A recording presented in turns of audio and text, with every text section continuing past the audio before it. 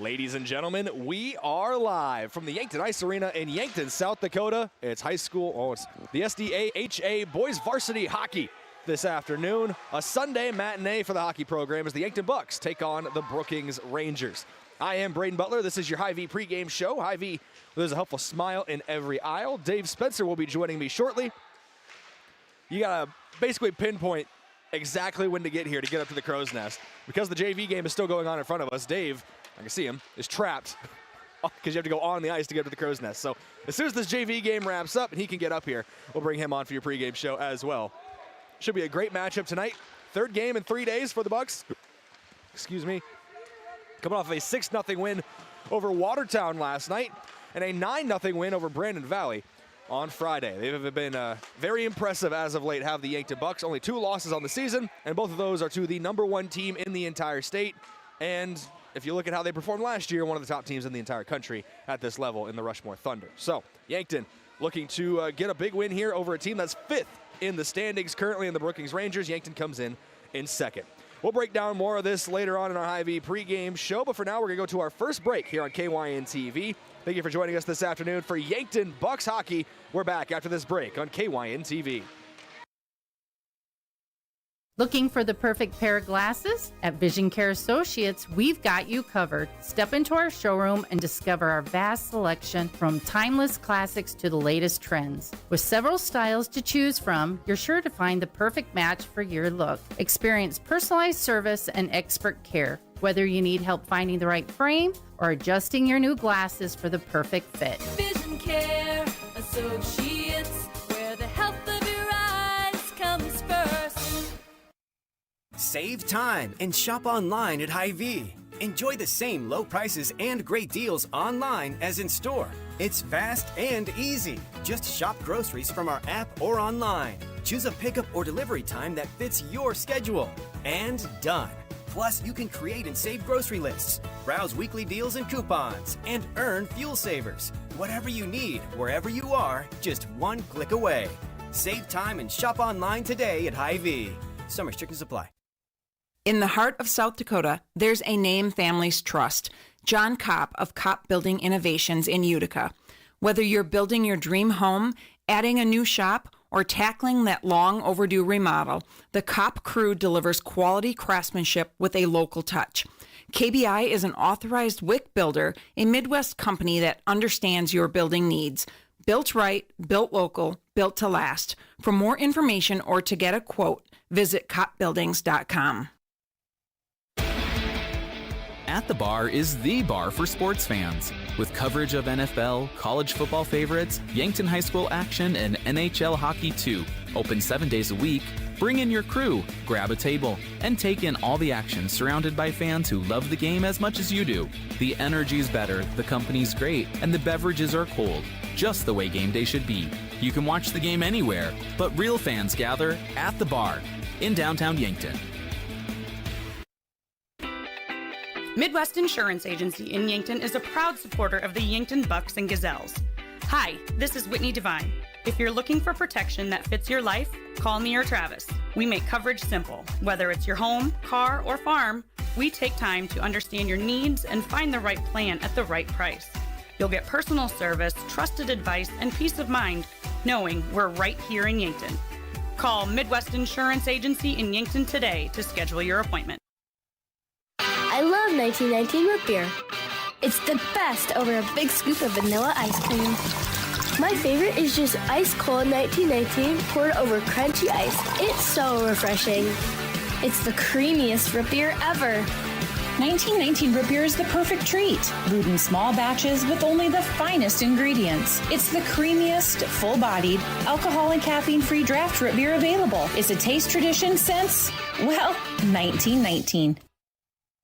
The Boathouse in Yankton is for everyone. Axe throwing, mini bowling, shuffleboard, beanbag, golf, pool, and darts, plus awesome food and drinks with lots of cold craft beers and other beverages. Happy hour all day on Mondays, trivia on Tuesdays, free axe throwing tournaments on Wednesdays, and live music on Fridays. Some say it's the most fun you can have on land. The Boathouse is also your go-to place to watch all sports. Head to the Boathouse, downtown Yankton's fun gathering place for all ages. Being wiser means being smart with your money, especially when it comes to a big investment like a new heating and cooling system. It means getting a quote, comparing options, and understanding what you're really paying for. At Kaiser Heating and Cooling, we're happy to walk you through the details, equipment, efficiency, and long-term value, so you can see how our pricing compares. No guesswork, just clear information and honest answers. So be the wiser and go with Kaiser. Kaiser Heating and Cooling of Yankton and Mitchell.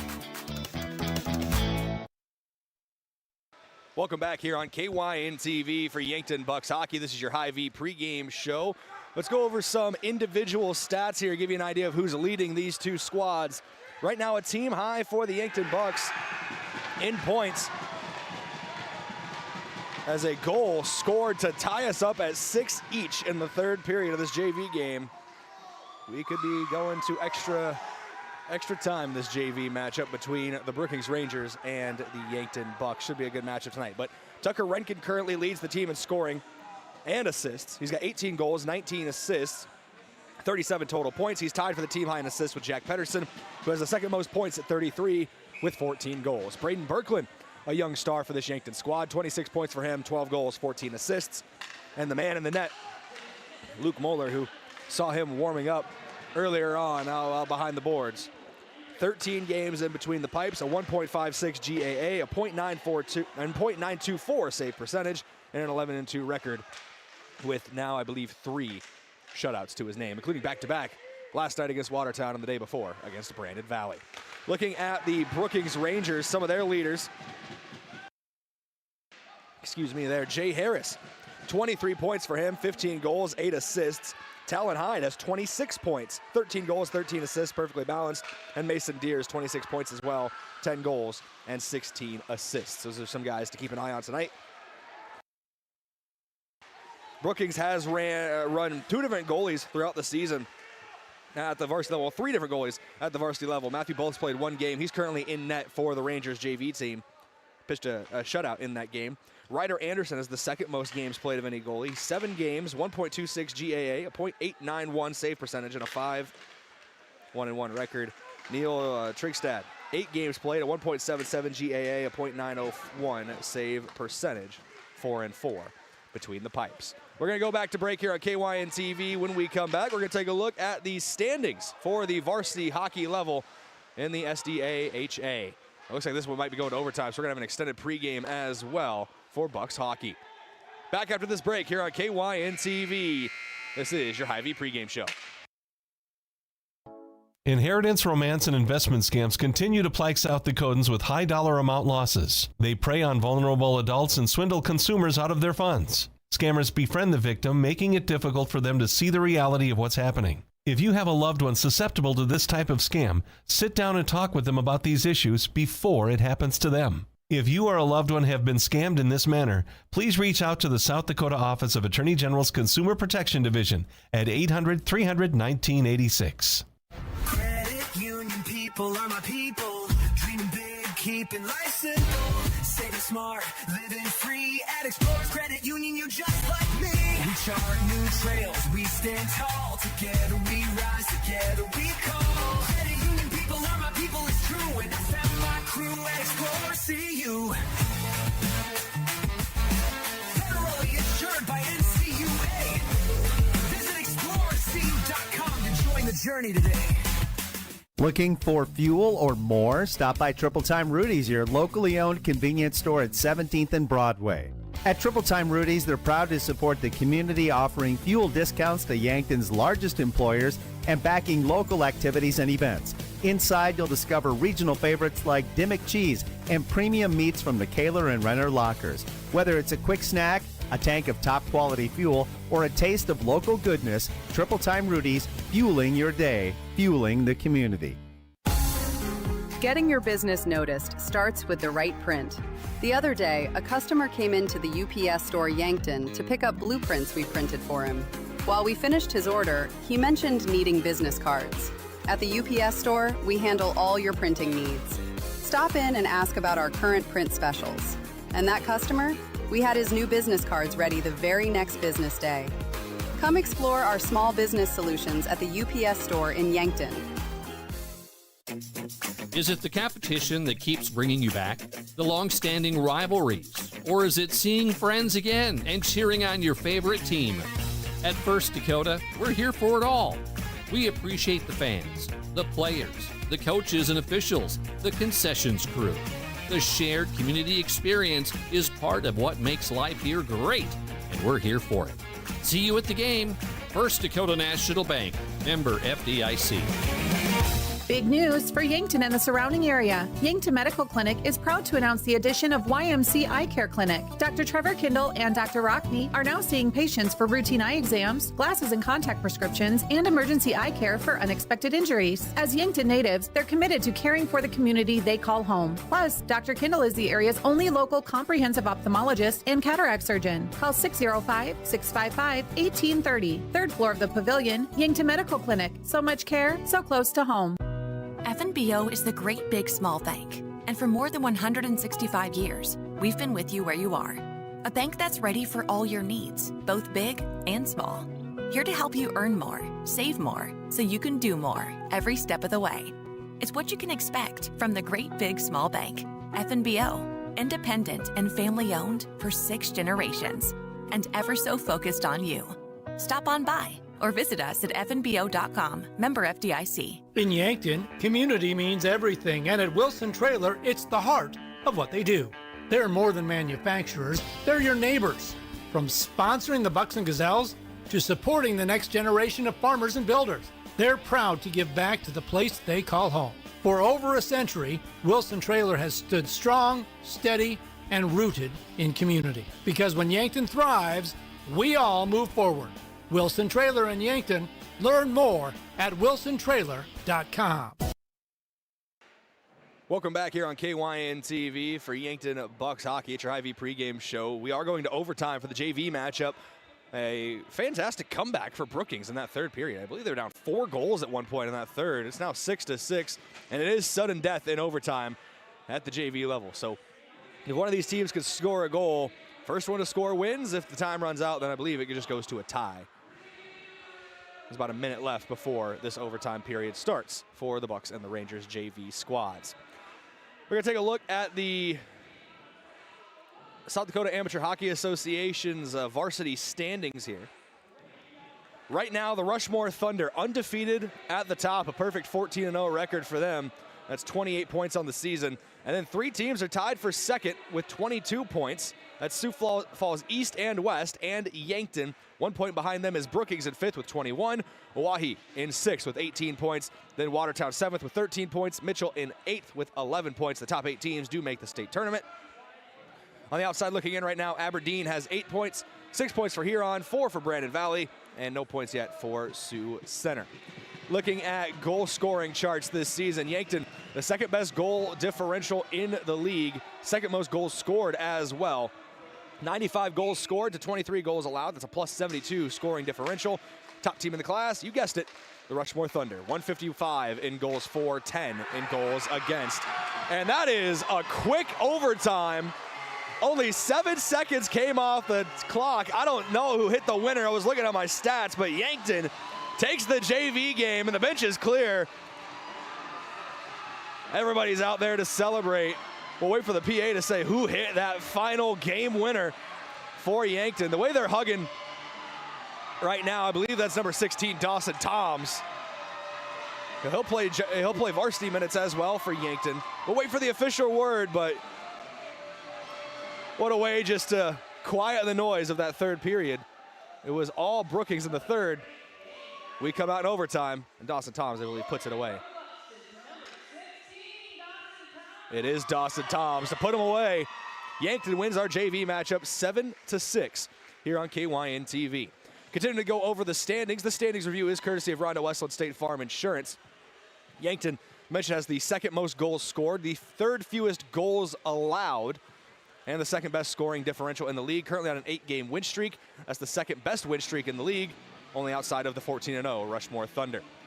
As for Brookings, a plus 47 goal difference for them. They have the third most goals in the league with 88, but they allow the fourth fewest at 28. Currently 5th in the standings are the Brookings Rangers. Brookings has played 2 more games. And both these teams might be whatever the opposite of well-rested is. Yankton, this is their third game in as many days. For Brookings, they were just on the road in Huron last night. That one was still going when we wrapped up at about 9:30 p.m. So I don't know when they got back to Brookings or when they got on the road today to come to Yankton. But being fatigued from road travel might be a thing tonight. We'll keep an eye on that. 3 p.m. is our scheduled puck drop. I don't think we're going to get that. These teams need about 10 minutes to warm up, and then they give the Zamboni time to run through. So we're going to be a little after 3 p.m. for your puck drop here on KYN TV. But when they drop the puck, we'll have your live action. We're going to keep this thing rolling on the Hy-Vee pregame show in a couple minutes. This is Yankton Bucks Hockey on KYN TV.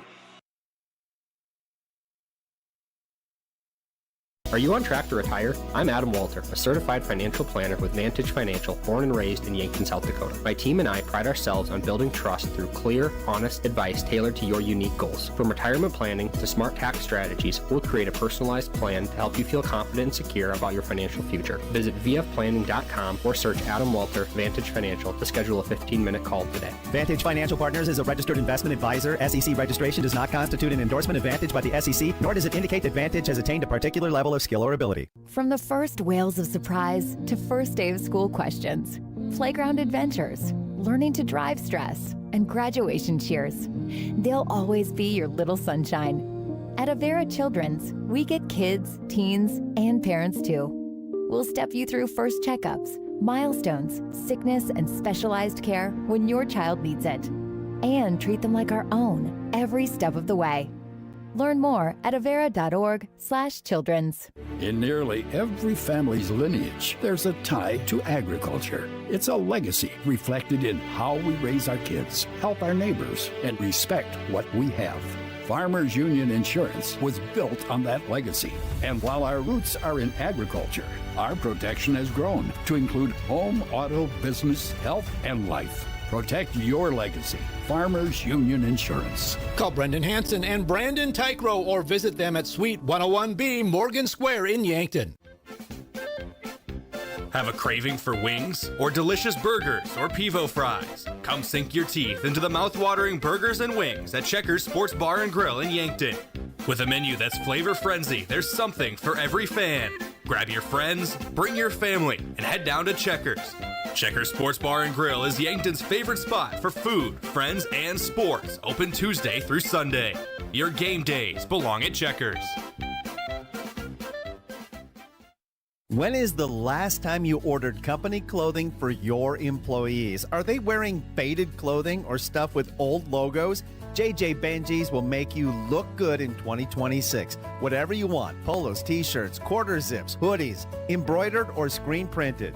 Not sure what to get? JJ Benji's team can help you with some great ideas. Say thank you to your employees and make a great impression on your customers with company clothing from JJ Benji's, 201 Pine Street in Yankton. I'm Colby Cookta, one of your Yankton Edward Jones financial advisors. We're all about financial investments, but we also value the investments of time, patience, and encouragement our young athletes receive from their coaches, teachers, and mentors. That's why I'm a proud sponsor of the Yankton Bucks and Gazelles on KYNT. Call 605-653-4860 or visit edwardjones.com for all your investment needs. I'm Colby Cookta, financial advisor Edward Jones Yankton, member SIPC. At Mount Marty University, students get real support and real opportunities. Hi, I'm Maya, and I'm a business major at Mount Marty University. The professors here at Mount Marty are just amazing. They're very good about supporting me through future internships and jobs that they try and line me up with, and they also provide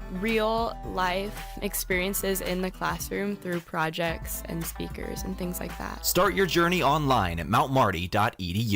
Rodents want to make your home their home. Pesky invaders go in search of warm housing and food for the winter. An invasion of rodents can be costly and can contribute to disease and contamination of products. So trust the experts to keep them out.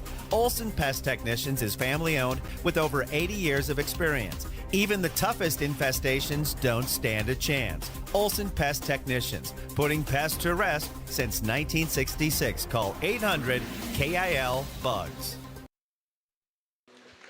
Welcome back here on KYN TV for your Hy-Vee pregame show. Hy-Vee, there's a helpful smile in every aisle.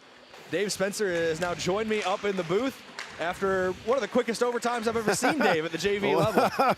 Well, yeah, I had to remind Isaac Dimmer's dad, Nate, was coaching my son when they played in the Bantam State Tournament in Watertown. And we were 8th seed, playing for 7th place in the tournament on Sunday. And of all things, they pulled the goalie, Yankton pulled the goalie on a power play to tie it up late, with like 2 seconds left in the third.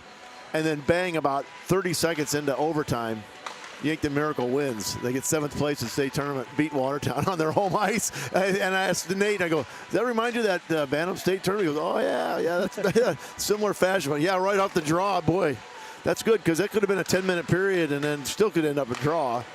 And I think in the standings, Brookings is quite, are they maybe tops in the JV league maybe? They're near the top of the JV league. I can pull up the JV level as well.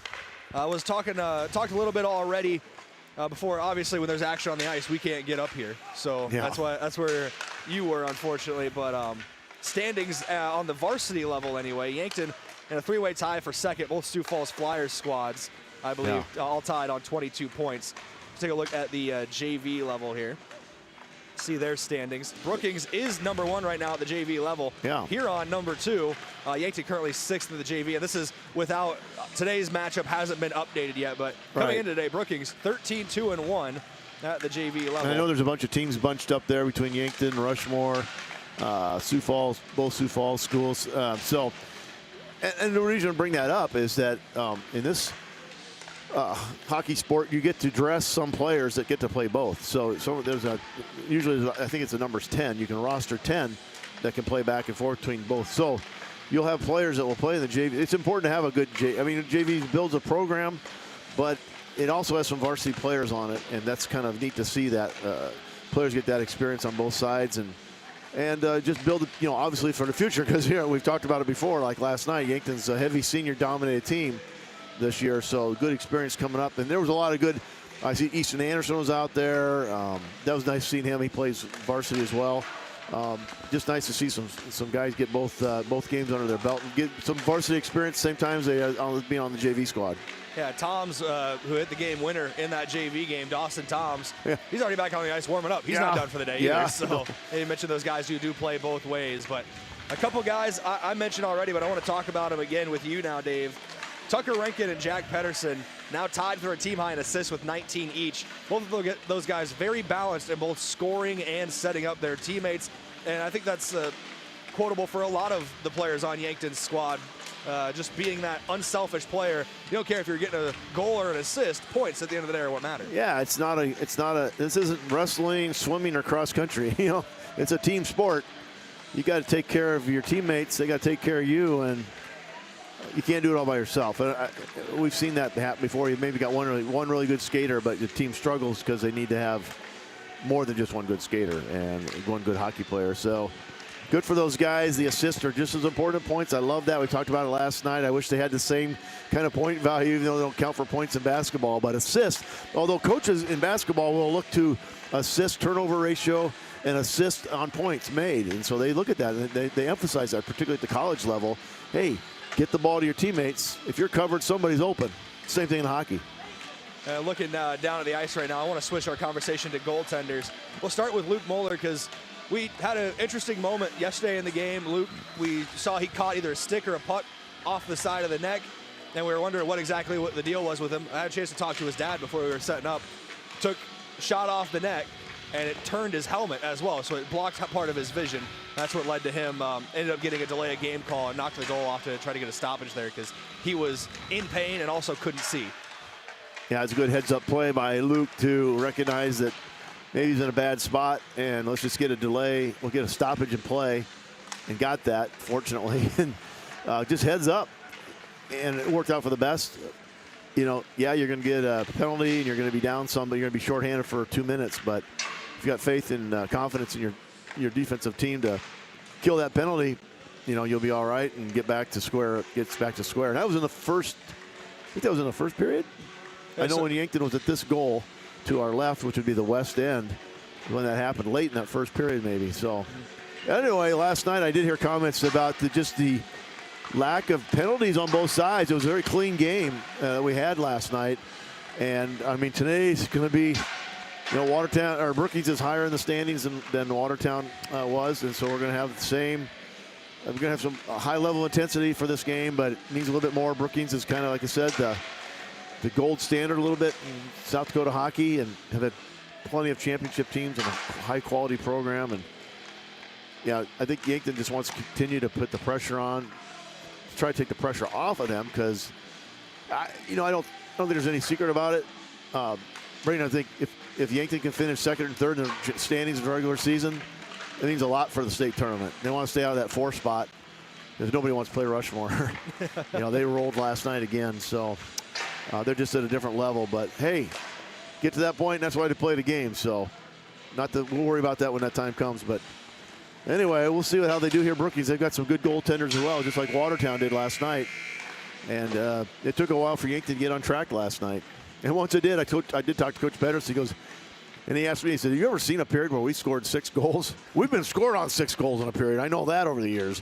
But I'm not so sure we've ever scored 6 in a fashion like that. And it was just fantastic right here on the west side of the rink where the Yankton fans are sitting. They got a treat to watch all those 6 of those goals last night.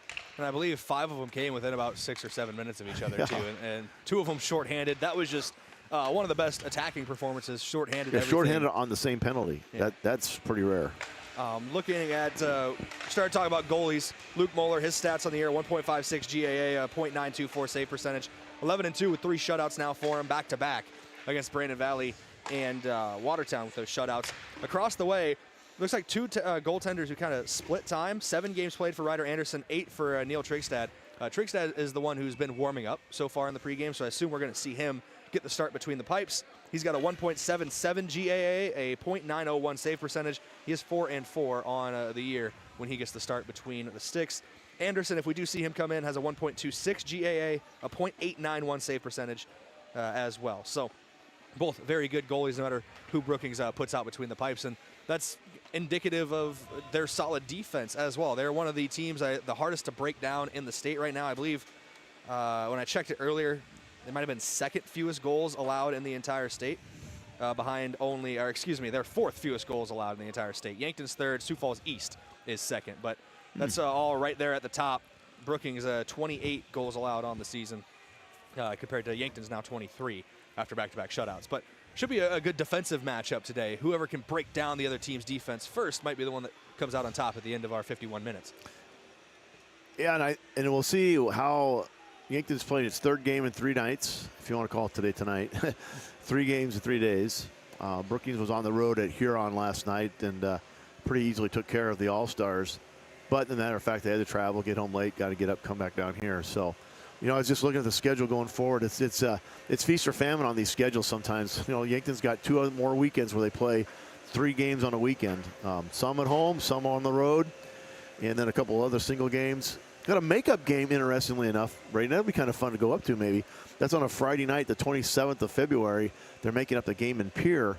That game was in Pierre, but they had ice issues and could not play the varsity squad game. And so they come to an agreement. It looks like they're playing. On the schedule says they're going to be meeting in Mitchell. So almost a halfway point between the cities. And see how that goes. But that could be a big game on a Friday night. And then that's at the end of the season when they're on the road. So they're at Mitchell on neutral ice. And then they've got to play at Sioux Falls East and at Watertown to finish the season. So that's 1 month from today. March 1 is the last regular season game for varsity hockey. So we'll see where that guns end up at. And again, these 2 teams turn around and play in about 2 weeks on the 13th of February in Brookings. So we'll see each other today, and then we'll see each other in about 12 days. So that's just before Valentine's Day as well. I don't know if they're going to be exchanging cards after that game, but should be a fun as well. There's a lot of fun matchups in the varsity level for the South Dakota Amateur Hockey Association, so it should be a great stretch of games. You mentioned it, back-to-back weekends, though.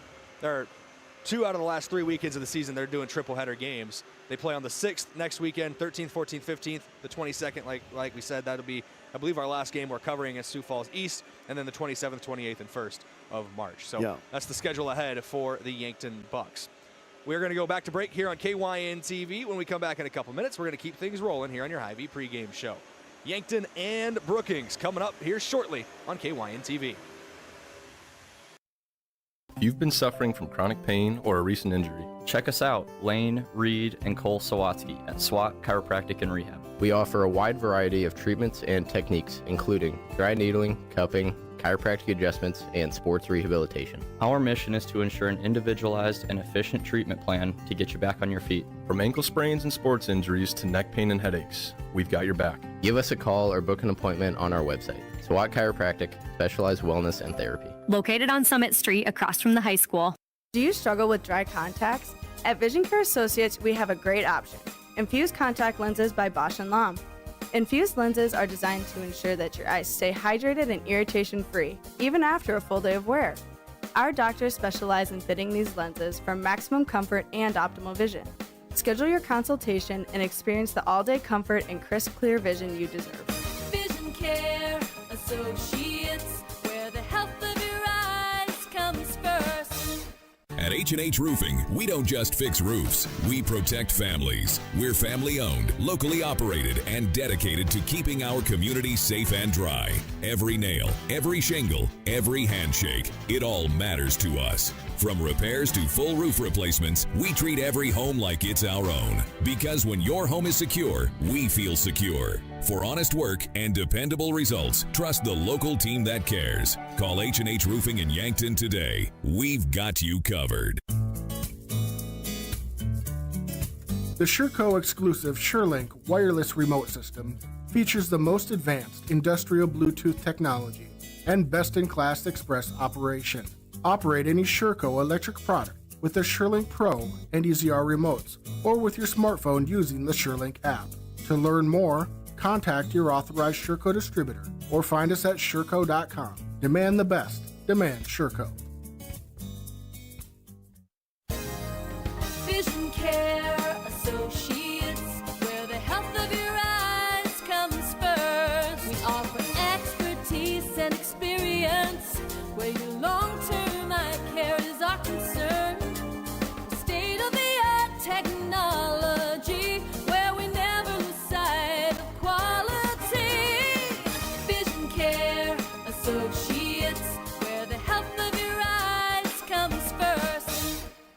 When you make the right decision, it feels good. Like picking the perfect accent rug or choosing a good night's sleep over an all-night crime show binge. It feels really good to make the right insurance decision too. That's why State Farm agent Rhonda Westland is right here in Yankton to help you select the right protection at the right price. Rhonda will make sure you understand your State Farm coverages so you'll know what to expect if the unexpected happens. With State Farm agent Rhonda Westland, it's easy to make the right choice. Just call her. When you want the real deal, like a good neighbor, State Farm is there.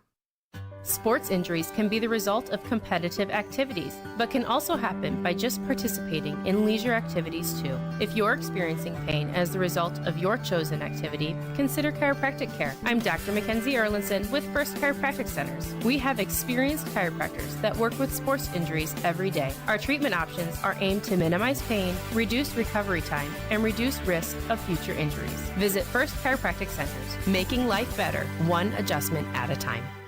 The sky is falling, the sky is falling. Hi, this is Larry from Larry's Heating and Cooling. No, the sky isn't falling, but the price of central air conditioners are. Get a new 2-ton Lennox or Carrier Central Air with a new thermostat for only $39.90, or a Lennox gas furnace for as little as $29.95. Or if you want to get both, we'll do the insane and take another $500 off. Installed Lennox or Carrier system for as little as $64.85. Financing available? Call us for a free estimate. I am John.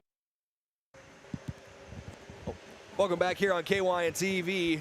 I actually accidentally elbow my co-commentator Dave Spencer here. Ouch. My bad. Yeah. Bumping elbows here in the booth. We're live. The broadcast booth is brought to you by the Fairfield Inn & Suites and Holiday Inn Express in Yankton. Great rates and flexible reservation changes by calling either hotel direct. There's just over 8 minutes on this clock before they'll bring the teams back out of the locker room, Dave, do starting lineups, and then have puck drop here for KYN TV. But we talked about a couple of times about the standings so far. Let's go over some team stats and the breakdown between these two teams. On average, Yankton scoring 7.3 goals a night while allowing 1.8 goals, averaging just under 1 power play goal per game, 9.7 penalty minutes, 32% on the power play for their success rate, 78% success rate on the penalty kill. As for Brookings, 5.5 goals a night, 1.8 goals against per night, 1.2 power play goals per game, only 4.9 penalty minutes. Brookings plays a very clean game of hockey. Just over 33% success rate on the power play and just under 78% success rate on the penalty kill. So these two teams very evenly matched. The only real discrepancy, about 2 more goals a night for Yankton on average and about 5 more penalty minutes a night for Yankton on average than Brookings. Well, like you said last night, Brayden, Yankton, it was a pretty clean game, but there was 4 minutes in that first period that they were down a man on the ice, and that puts a little pressure on your goalie and it really takes away your offensive scoring punch. Although there's an interesting stat on the boards, and you can probably dig it out there. I was talking to a father again before the game that he says, how about those 2 shorthanded goals we had yesterday? I said, that's pretty cool.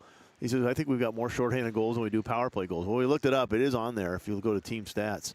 And they've got 6 shorthanded goals and 9 power play goals. So that ratio is pretty close. It wasn't more than the penalty shots or penalty goals, but when you get 6 shorthanded goals and only 9 on the power play, it's just kind of an interesting stat. I remember, most teams it's lopsided like 12-2 or something like that. You just don't get many shorthanded goals, but it can happen as part of the game. And I guess if you are known for that, then guess what? When you're on a penalty kill, you can't just play offense. You better worry about defense because they might get it behind you, and then there's that chance for that power or the shorthanded goal. Looking at going more in-depth on the power play goals and the shorthanded goals, you mentioned 9 total as a team for Yankton. Brayden Berkland has the most power play goals for the Bucks. 3 of his goals have been on the power play this year. Rylan Murphy, Caden Hunoff, and Tucker Renken each have 2 goals on the power play. And then Jason Logic, Jack Pedersen, and Kylan O'Connor all have 1 on the power play. But when it comes to shorthanded goals, it's Kylan O'Connor and Tucker Renken with 2 goals each, and then Cooper Larson and Jack Pedersen each have 1 to get to that 6 total. And it was Renken and O'Connor last night who scored shorthanded for Yankton. Hey, shout out to South Dakota Hockey for that website and the data they got behind that. That's some high-tech information for, back in the day, that probably wasn't very accessible. And it is all live scoring by the folks down below us during the games and across the state. So it's live, and all that stuff is thrown into the database and comes out in a nice, easy way to read. And so we were able to look that up on the phone, a guy's phone there in that JV game, just quick as a couple of winks, and we got it. So those are really neat stats, and I think, like I said, if Yankton is on a penalty kill down a person, you might be unaware that they do like to score in those situations. So you just can't play offense. You got to worry about keeping that puck in the offensive zone, and if you don't, you better get back because Yankton's got 6 goals on shorthanded basis. You talk about the South Dakota Amateur Hockey Association website and how they break things down. We got points per game broken down as well, and Yankton's got 4 guys right now with 2 or more points per game. Tucker Renken leads with 2.85 points a night, 2.54 for Jack Pedersen, 2.15 for Kylan O'Connor, and right at 2 for Brayden Berkland. Those are the 4 guys that we've talked about. We talked about at length yesterday, and we're going to say their names again today quite often as guys who really get the attack going for Yankton. Yeah, the offensive side for Yankton is strong with multiple weapons, if you will. It's just not 1 or 2. It's 4, 5, 6. And they got guys that, you didn't mention Caden Hunoff. He can score from the defensive end as well. So you got some really nice, way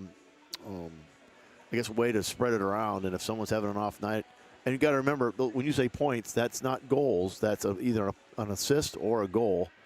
I assume with your numbers there for points. So you can get you don't get any more points for a goal as you do an assist. It's each count for 1 when you get one. And if you can do 2 or 3 of those a night, that's a pretty good night for you. A couple other guys who are pretty high in that category. You mentioned Caden Hunoff. He's just under a point a night from the defensive line.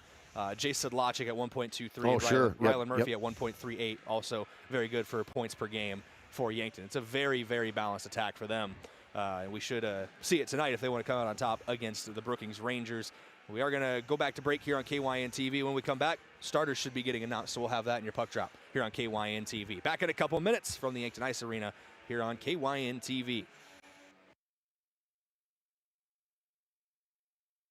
I'm Mark Ward, and I'm running for District 18 State Representative. I'm currently chair of the Yankton County Commission. I was born and raised in rural South Dakota and have an ag business background. I'm a conservative that fights to keep taxes low, supports law enforcement, and I'll look out for the best interests of District 18. Vote for John Marquardt for District 18 State Representative in the Republican primary, paid for by friends of John Marquardt. Yankton fans, every drive, every rebound, and every fast break lights up the gym, and Sparkling Ice is here to keep that game day spirit buzzing. With bold fruit flavors, zero sugar, and a cool burst of refreshment, it's the perfect companion whether you're in the stands or celebrating a big win on the way home. Fuel the roar of the crowd and the rhythm of the court with Sparkling Ice. Grab yours today and cheer on the Bucks and Gazelles all season long. Sparkling Ice, flavor that plays hard. At Elwood Family Dental Care, they believe patients should understand their treatment, not just receive it. That's why they show you x-rays and photos, explain the why, and keep you informed every step of the way. They treat patients of all ages and especially love caring for kids. Most pediatric treatments are done right in the office, trying to limit trips out of town. So come see Elwood Family Dental Care today, located at 19th and Broadway, where they take care of the entire family. Ever have one of those days? Your car breaks down, your dog decides your couch is a chew toy, and oh yeah, a tree falls on your roof. Don't worry, Missouri River Associates has you covered. Auto, home, pet mishaps, we're here for all of life's little oops moments. Call 665-6885 for your free quote, because life happens, and we're ready for it. Moving is hard work. This is Deb Speck from Vision Real Estate, and I'd like to show you how I can make moving a little easier. From advice on staging your home, providing moving boxes, and the use of our enclosed courtesy trailer, to the behind-the-scenes social media marketing and attention to detail, you can rest easy knowing that you have an experienced professional working for you. Call me, Deb Speck, at 605-664-5555. If it's time to review the look of the signage of your business, let Mayor Signs help. They offer all types of signs, including exterior and interior signage, fleet wraps, digital signs, and much more. They also do logo creation and vehicle wraps. Their technicians arrive on site fully equipped to get the installation done with quality workmanship. With the latest tools and technology, Mayor Signs provides high-quality installation service for any sign. Contact Mayor Signs today on 4th and Broadway in Yankton. Right now, Moody Motors has 4 2024 Ford Edges on the lot, SEL and titanium packages. Also just in is a 2022 Ford Expedition with only 38,000 miles on it, and a 2021 Chevy Traverse all-wheel drive. On our new F-150s, we have 0.9% financing or $6,000 in rebates off. New or used, you will save money on your next vehicle purchase right here at Moody Motors in Nyborough. You're in the mood for Moody. At Boston Shoes to Boots, we know the importance of good shoes to keep you performing at your best. Whether you're an athlete, a busy parent running to and from your kids' sports practices, or an exercise or comfort enthusiast, come get fitted in the perfect pair of athletic shoes from Brooks, Hoka, or New Balance. Exceptional quality and technology, the right shoe depends on you. So stop in and see us at Boston Shoes to Boots, located in downtown Yankton on Cedar Street. Looking for your next unforgettable vacation? Enter Yankton Thrive's Great Yankton Adventure Giveaway. You could win a free vacation packed with overnight stays, local dining, and even a guided fishing experience on the beautiful Missouri River, a total value of over $3,000. It's easy to enter and totally free. Head to our website, visit yanktonsd.com, and follow the giveaway link. Don't miss your chance to experience the best of Yankton. Explore more, adventure often, visit Yankton. Welcome back here on KYN TV for Yankton Bucks hockey. Both teams have taken to the goal lines now. Announcing starting lineups here shortly. The starting lineups will be courtesy of First Chiropractic Centers, making life better one adjustment at a time. That is going to wrap up our Hy-Vee pregame show here on KYN TV, as we're getting ready for live action between the Yankton Bucks and the Brookings Rangers here for SDAHA Boys Varsity Hockey. Now, off mic, we were talking a little bit about the Bantam A level. I know is hosting the state tournament here, you said. So Yankton becoming a bigger and bigger part of hockey, getting to host a big event like that. It's got to be good for the program. Well, yeah, and the association does a really good job of, spreading the wealth, if they will. It's a chance for an association to make some extra money at the gate, put on a good show. Whether your team made it or not in that particular bracket or division, we get to host Bantam A here at the end of February, and that'll be a lot of fun. So. Looking who's out here on the ice for the Brookings Rangers. Brookings has numbers on the front of their jerseys. That always makes it easier when they're lined up out here. Starting for them will be number 77, Mason Deers. Number 12, Cannon Friedrich. No, excuse me, they're announcing from everybody. I thought they were just going to go from the right side. We're just going to start over. Number 10, starting for them, Jay Harris. Number 15, Maurer Bartley. Number 18, Jackson Heller gets the start. Number 19, Nolan Krogman. Number 20, Talon Hyde. He's got 13 goals and 13 assists. Very balanced player for Brookings. And then in between the sticks will be Neil Trigstad. 8 games, 1.77 GAA, a .901 save percentage for him. For the Bucks, they do make it easier on us. They just put the starters out there, Dave.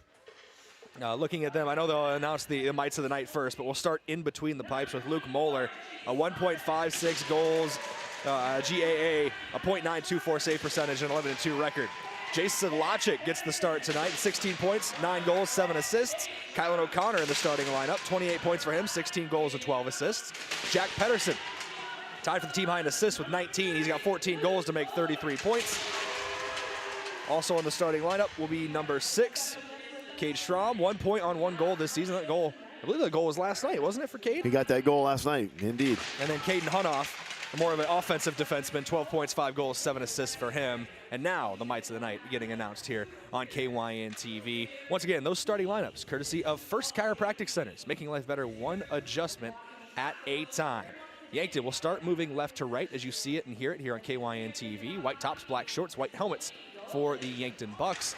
Red tops with red pants and red helmets. A lot of red for the Brookings Rangers this evening. Yeah, the red outfit. I've never seen Brookings in the all red, so usually their colors are red, white, and blue, very similar to the New York Rangers. Brookings Rangers, New York Rangers. I wonder if that was planned. Well, somebody did plan that out. But tonight they've gone to, there's really no blue on this uniform today, so all red and white look like more like a Detroit Red Wing outfit, if you ask me. Again, we talked about pros last night with Watertown looking like either the Penguins or the Bruins. The Rangers tonight they definitely look like the Detroit Red Wings in their away reds.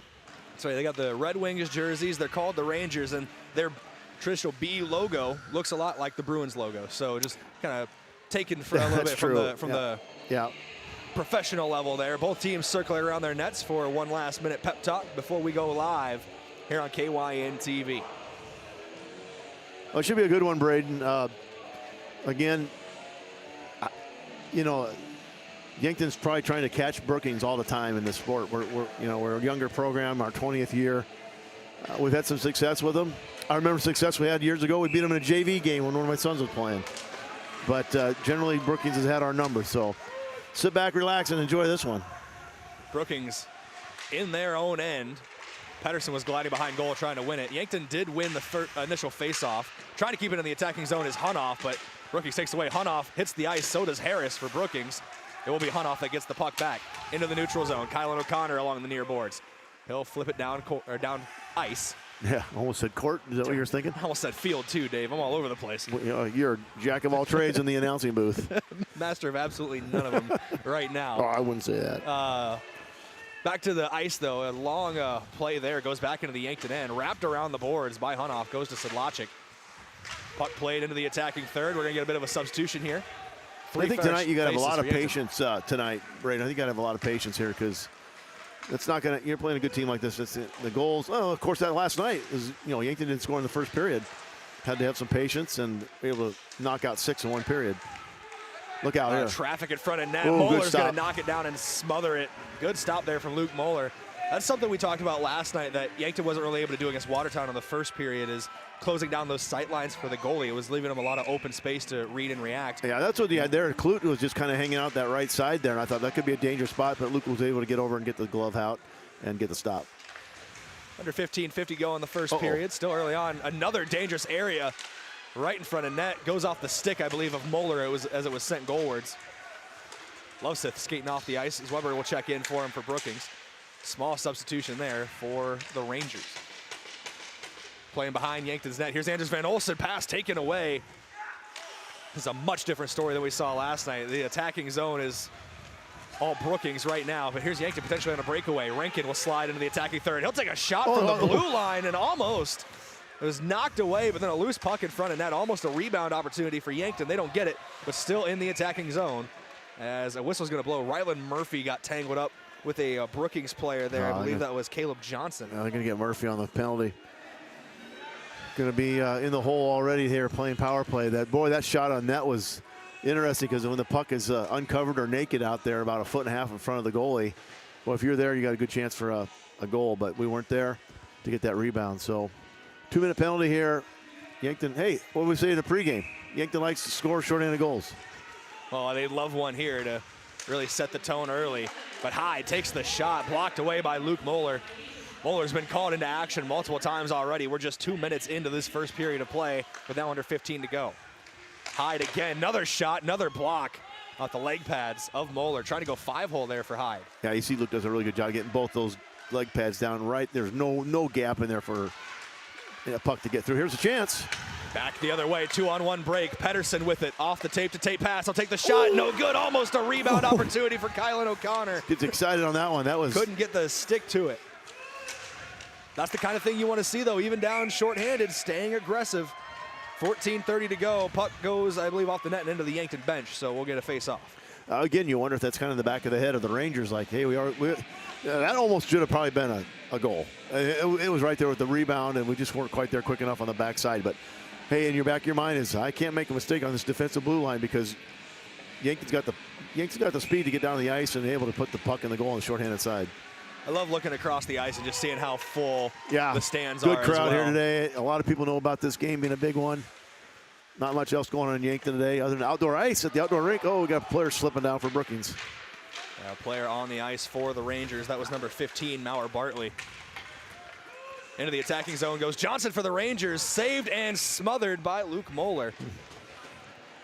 Another instance where Moeller gets called into action early on. Halfway through the penalty so far, Brayden. Pretty good job by the Bucks. Able to play good defense, also be able to put a little offensive pressure on the other end of the rink. 57 seconds left on the penalty, 14:07 on the game clock as we go back live here in the first period. Hyde with a wrister goes just wide to the right, not going down as a shot on goal. Brookings currently leading that department though, 4-2.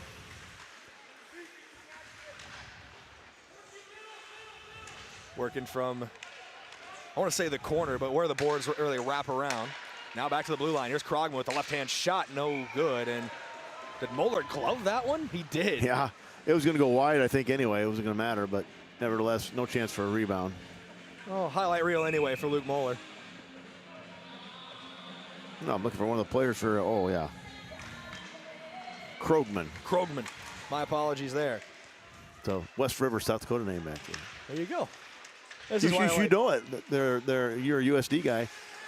One of the greatest basketball players in the state of South Dakota, Louis Krogman from White River, South Dakota.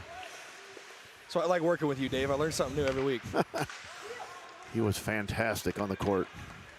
And through the neutral zone goes Talon Hyde. Still 5-on-4 hockey, but that is going to soon come to an end as Rylan Murphy's penalty will be cleared. Kylan O'Connor coming out of the bench. And that one is going to flutter away, went off of a stick or a player and into the protective netting over the glass. They'll pop that puck back into play. A couple helpful fans there behind the boards. Yeah, I always call that a souvenir, but they're bringing them back, so. I don't know what the price of pucks is these days, but you'll probably take as many back as you can get. I guess get. if you're in an NHL game, you get to keep it, I would think. Bigger budget. If we get an NHL budget someday, Dave, that's going to be the happiest day of my life. Someday, Brayden, we'll get there someday. Velick goes behind his own net. Even if the program's got $1 billion somewhere, Dave, I hope we never move out of an arena like this. Ah, that's a great place. It's a perfect place for hockey. Got really good ice. When I say that, teams like playing on our ice. It's a good hard surface, a cold ice. It's maybe a little cold in the arena. I guarantee it's usually better in here than it is outside. There's no wind chill factor, I can tell you that. Here we go. O'Connor with a centering pass, gets away from everybody. Velick's going to take the slap shot. Doesn't find a home. Another shot taken, deflected, loose in front of net. Dimmer near it for Yankton. O'Connor trying to pick it up along the near boards, gets away from him, slides into the neutral zone, and just sent into the Brookings third by Easton Velick. 3 new players on the floor for Yankton. It's Rankin, Van Olsen, and Murphy. They join Jack Pedersen and Easton Velick.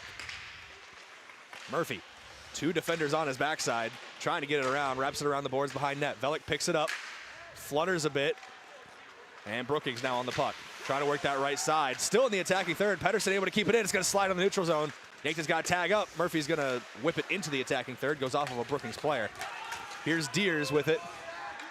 Trying to push the left wing. He got pushed up along the boards. Almost ended up in the lap of a couple bucks on the bench. Boy, really good skating intensity on both sides, Brayden. Everybody's going really hard. They know the importance here. You cannot let up anywhere in this game today. The minute you do, it might be a mistake, and all of a sudden you're giving up a bad one. Games like this really do set the tone for the final month of the season. Good outlet pass there for the Rangers, Oh, but good Van steal. Cleve, Grady Van Cleve, able just to pick it right off the stick of Talon Hyde. Shot taken from the neutral zone, knocked away by Moeller.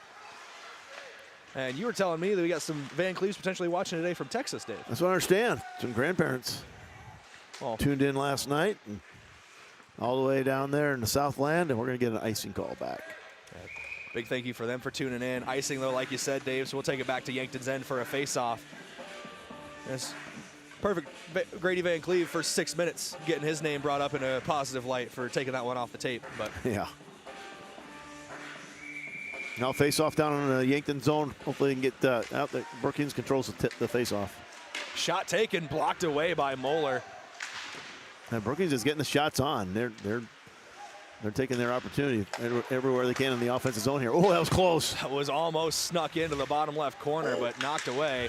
Pedersen, outlet, O'Connor, but it's going to slide all the way to Trigstad and be smothered for a face-off in Brookings' end. That is a hard move there. You got Kylan O'Connor just racing down the ice, trying to catch up to that puck. Goalie reached out and gets it, and you really can't run into that goalie. And he had put on the brakes and totally avoided him. Good body control. He was almost knocked into him from behind too. There's a Brookings player, I couldn't catch the number, that got into a little bit of contact with him as well. Didn't expect O'Connor to put on the brakes like he did. Oh, he did. O'Connor wraps it around the boards, goes behind net, picked up by Brookings. The Rangers trying to go on the attack. That one off the stick of a Rangers player, and we're going to get icing. That was the first line there, the starting line out there for Yankton. Going to change it up here. We'll have the Murphy, Birkland, and Rankin. There's a lot of points on that line too. I love to see the interchangeability of both lines for the Bucks offensively. And Yankton, it feels like for their forward trios, it's not really a first line, second line. It's 1A, 1B, and either one of them can light up the scoreboard on any given night. It is Schramm back with Hunoff, the starting defensive pair. Brookings plays it down behind net. Hunoff picks it up for Yankton. Wrapping around the boards. He'll switch direction here, try to switch the play. Schramm coming up the right wing. He's picked up. Put a body on him by a Brookings player down there. Looks like that's Loveseth. Birkland had it for a moment. Back into Yankton's end, but into the neutral zone. Hunoff goes to Rankin at his own blue line. Pass into center ice. It's Hunoff. He'll go on the breakaway. Caden Hunoff, we talk about his offensive ability as a defender, almost able to get it on the breakaway. Good save there for Trigstad, and it ends up going over the boards as well, as Hunoff was trying to flick it with his stick in the air, and it popped up. Well, I hope the coaches go back and look at that on film. Right, that was a beautiful teamwork of working the neutral zone, and Caden Hunoff was usually a defenseman. He's got the lead on that. Took it down the ice there on a great pass. Just my point is great passing teamwork. Dawson Toms just had the game winner in the JV game. He's out on the ice with Easton Anderson and Cooper Larson is your forward three. Isaac Demmer and Easton Velick, your defensive pair. Scramble for the puck along the near boards. Brookings with possession now. Pass near center ice into the neutral zone. Demmer trying to win it back. Harris goes to Hyde. Ricochets off the board. Brookings has to wait till Hyde crosses the blue line. Now they go on the attack. Here's Heller with it on the left wing. Centering pass just behind the net. Harris picks it up, back to Heller. Yeah, some real nice passing by Brookings on the in their end of the zone. Bring that back for icing. Icing is the call.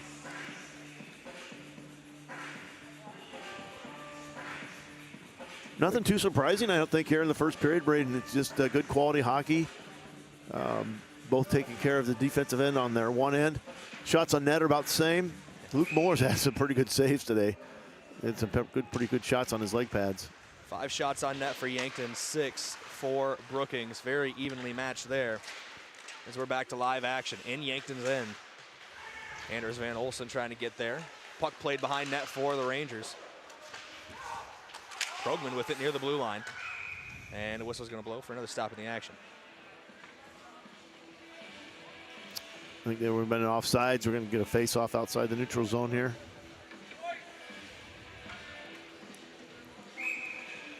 It'll be Pedersen gliding in for Yankton. And off the face-off, Van Olsen goes to Van Cleve, trying to center it to Pedersen, taken away. Van Cleve, though, able to pick it back off of Reddy's stick. Pedersen now fighting for the puck, goes behind net. Good backdoor pass for Brookings, but just a little out of position, I believe, was Nielsen. And that's Parker Nielsen. He's got 6 goals on the year, so he does have an eye for net. 18 total points for Nielsen, 12 assists. Usually more of a... Oh, boy. Went off somebody's stick and did a little butterfly, almost a knuckle puck on. Luke Mueller was able to knock it down. Shot taken by Pedersen. Blocker save with the right pad. O'Connor along the boards trying to get it. And I see Luke Mueller every time we come here. His warm-up before the game, he's got a couple balls working on his hand-eye coordination, just bouncing them in different directions, trying to make sure his hands are always ready. Right. Came in handy there as that one, like you said, got deflected and fluttered. Under 7.5 minutes to play here in the first period. Still 0-0. Hunoff wins it back for Yankton. Centering pass goes off the boards. Back to the stick of Kylan O'Connor, who was the original intended target. O'Connor goes to Hunoff. To Rankin in the neutral zone, but taken away by Brookings. Here's Klutt with it. Now out to the right wing. Frederick near the blue line. Goes off the skate of Rankin. Officials got to get out of the way there as he was almost taken out by Klutt and Leo Schramm down there. Here's Johnson from the blue line. Takes the shot. Blocker save. A lot of bodies in front of net, but Mueller still able to keep his eyes on it. Here's O'Connor into the neutral zone. 2-on-2. Now it's going to be 1-on-4 as O'Connor is switching off for Rylan Murphy. And there are 3 red jerseys around the puck, and Tucker Rankin fighting for his life to keep it. Brayden Berkland trying to stick his stick in there as well. And finally, Brookings able to take possession away. Pass along the boards. Schramm tries to keep it for Yankton. It'll go into the neutral zone. Hunoff tips it back. Schramm picking it up in the neutral zone momentarily. Here's Klutt now with it for Brookings. So both teams really matching up well. Staying, I don't say man-to-man. You can't really play that in hockey, but they're not letting somebody stay wide open. They're covering up each other very well and shifting off one player to the next, and just a really nice flow. Good flow offensively, but good flow defensively as well. They're not letting anybody get any advantage. If anything, I think Yankton had a couple of, I don't say breakaways, but some ones that got down to the other end offensively. But 9-6 now. Brookings have got a couple more shots on the net here in this later here in this first period. Brookings, as you mentioned, leads that category by 3, but nobody's been able to find the back of the net yet, and credit to Trigstad and Mueller between the pipes for both squads. Brookings playing it behind their own net. Shot taken by Hyde off the blocker of Mueller, so another shot saved for him.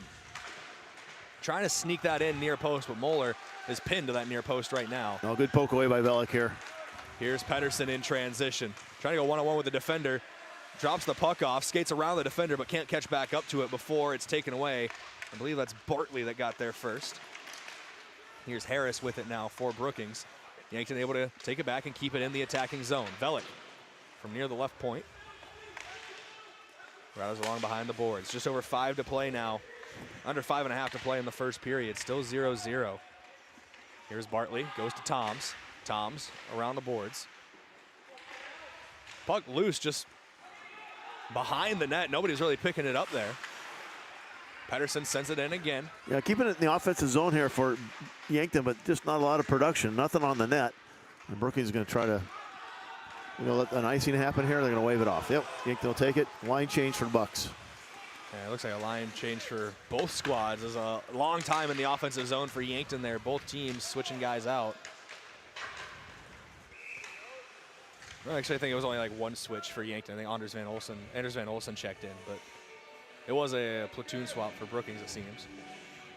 Stoppage in play here with 4:42 remaining in the first period. Yankton and Brookings tied at 0. Brookings does lead the Bucks in shots on goal, 10-6, so very tightly competitive there. Berkland goes down to a knee trying to keep possession for Yankton. Finds Rankin. Was looking for Murphy, but it was a little bit behind him. Now, fortunately, Brookings could keep that in the zone there. I thought that was going to sneak out. be able to keep the possession. I thought it just snuck past the blue line, but Johnson with it. He'll whip it around the boards, trying to set up the attack. Yankton able to get back on it. Here's Rylan Murphy. Murphy with some contact with Nielsen. Both players stay on their skates. Van Cleve trying to win the puck back behind net. And Van Cleve and Berkland both battling for the puck with Cooper Schneider. Brookings still in the offensive zone. Good blocker save, or a pad save from I just had another thought about the Brookings uniforms. And Brookings fans probably won't appreciate it, but it reminds of 1980, the Russians. The Russian Soviet team? No. Exactly. They look just exactly the same. For any Brookings fans who might be tuning in today on KYN TV, that's the only comparison to 1980s Russia that we'll make for Brookings. I've never had a bad experience in Brookings, No. even during my time at USD. Well, one of my sons went to SDSU, so I'll say the same about Vermilion. Okay, there you go. There we go. Everybody's on the same page. Here's Klutt into the offensive zone. Lays it off to Zweber, and he'll take a shot. Klutt was in front of net, I don't know where the too. puck went. Yeah, Luke Miller did not know where that puck was at. I mean, he saved it and then didn't know what happened to it afterwards. Out of the zone here, chance. Nope. Brookings got to tag up. And they're going to get a couple substitutes on the ice as well. 2 of the 5 changing. It's Deers and Loveseth checking in for Brookings. Loveseth has some space, leaves it wide to the right. Yeah, I didn't like that clear for Yankton. They did not clear it very well. Under 2:45 to play in the first period. Yankton and Brookings tied at 0, but Brookings 12 shots on goal to Yankton's 6. That's right. There's a couple players getting tangled up along the boards. That's O'Connor for Yankton and Krogman. Yeah, that Krogman was actually holding. Brookings. I thought he was holding O'Connell. Gosh, I don't know. Schramm with it, keeps it. No, Yankton does have to tag up, just went past the blue line, so Brookings able to pick it up in their defensive end. Yankton from the neutral zone sends it down ice, and that will cause a stoppage in play. Good check by Rankin there. Brookings got a nice little chance to maybe get that puck down the ice and put the body on and right against the board. Totally legal. Slowed them down. Unfortunately, it's going to come back. Icing going to be the call, I assume. I'm not sure what that was.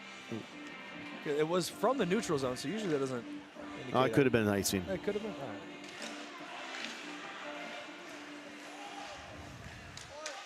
Usually I just listen for when they play Ice Ice Baby at the arena to let me know when there's icing. But here's Berkland with it behind his own net. They'll lay it off to Dimmer. Murphy near it as well. Brookings keeping it in the attacking zone. Krogman, that's a glove save from Moeller in between the sticks. Yeah, Moeller with a good look at that. No bodies blocking the way or disturbing the vision of his ability to catch that. 12-6 shot on goals. Brookings coming heavy with the pepper on the net. Pepper, salt, paprika, anything you want to put on it. That's what they've been doing so far. Rylan Murphy trying to get an attack going for Yankton, but Brookings just puts it right back into the Yankton defensive end. Talon Hyde picks it up in the neutral zone. Yankton, Velik able to get it to Rankin. Now to Rylan Murphy. Bucks trying to go on the attack here. Murphy spins off, lays it off to Rankin, trying to push a pass, but Berkland was tangled up with Jay Harris. Didn't have his head around looking for that. That should be icing. No, they're going to call a tip. That was good. That was a good pass there. Just missed it on the Yankton zone. When it's tipped like that, it's a lot like an over and back in basketball. You can go back over the line to get the puck. It kind of negates it if it's tipped by the other team. Shot taken, goes off a Dimmer. Whoa, Yankton doing not clearing the puck real well here on this possession. There's Berkland still with struggling to get it out here. In his defensive zone. He's got a Ranger right on him. That one's whipped off the glass by Would Velik. it bounce our way? Nope. Picked up in the neutral zone. Here's Brayden Berkland. He's dynamite with the puck on his stick. So's Rylan Murphy. Van Olsen picks it up in the neutral zone. Here's Reddy now, getting it back for Brookings in transition. Van Olsen takes it away from him.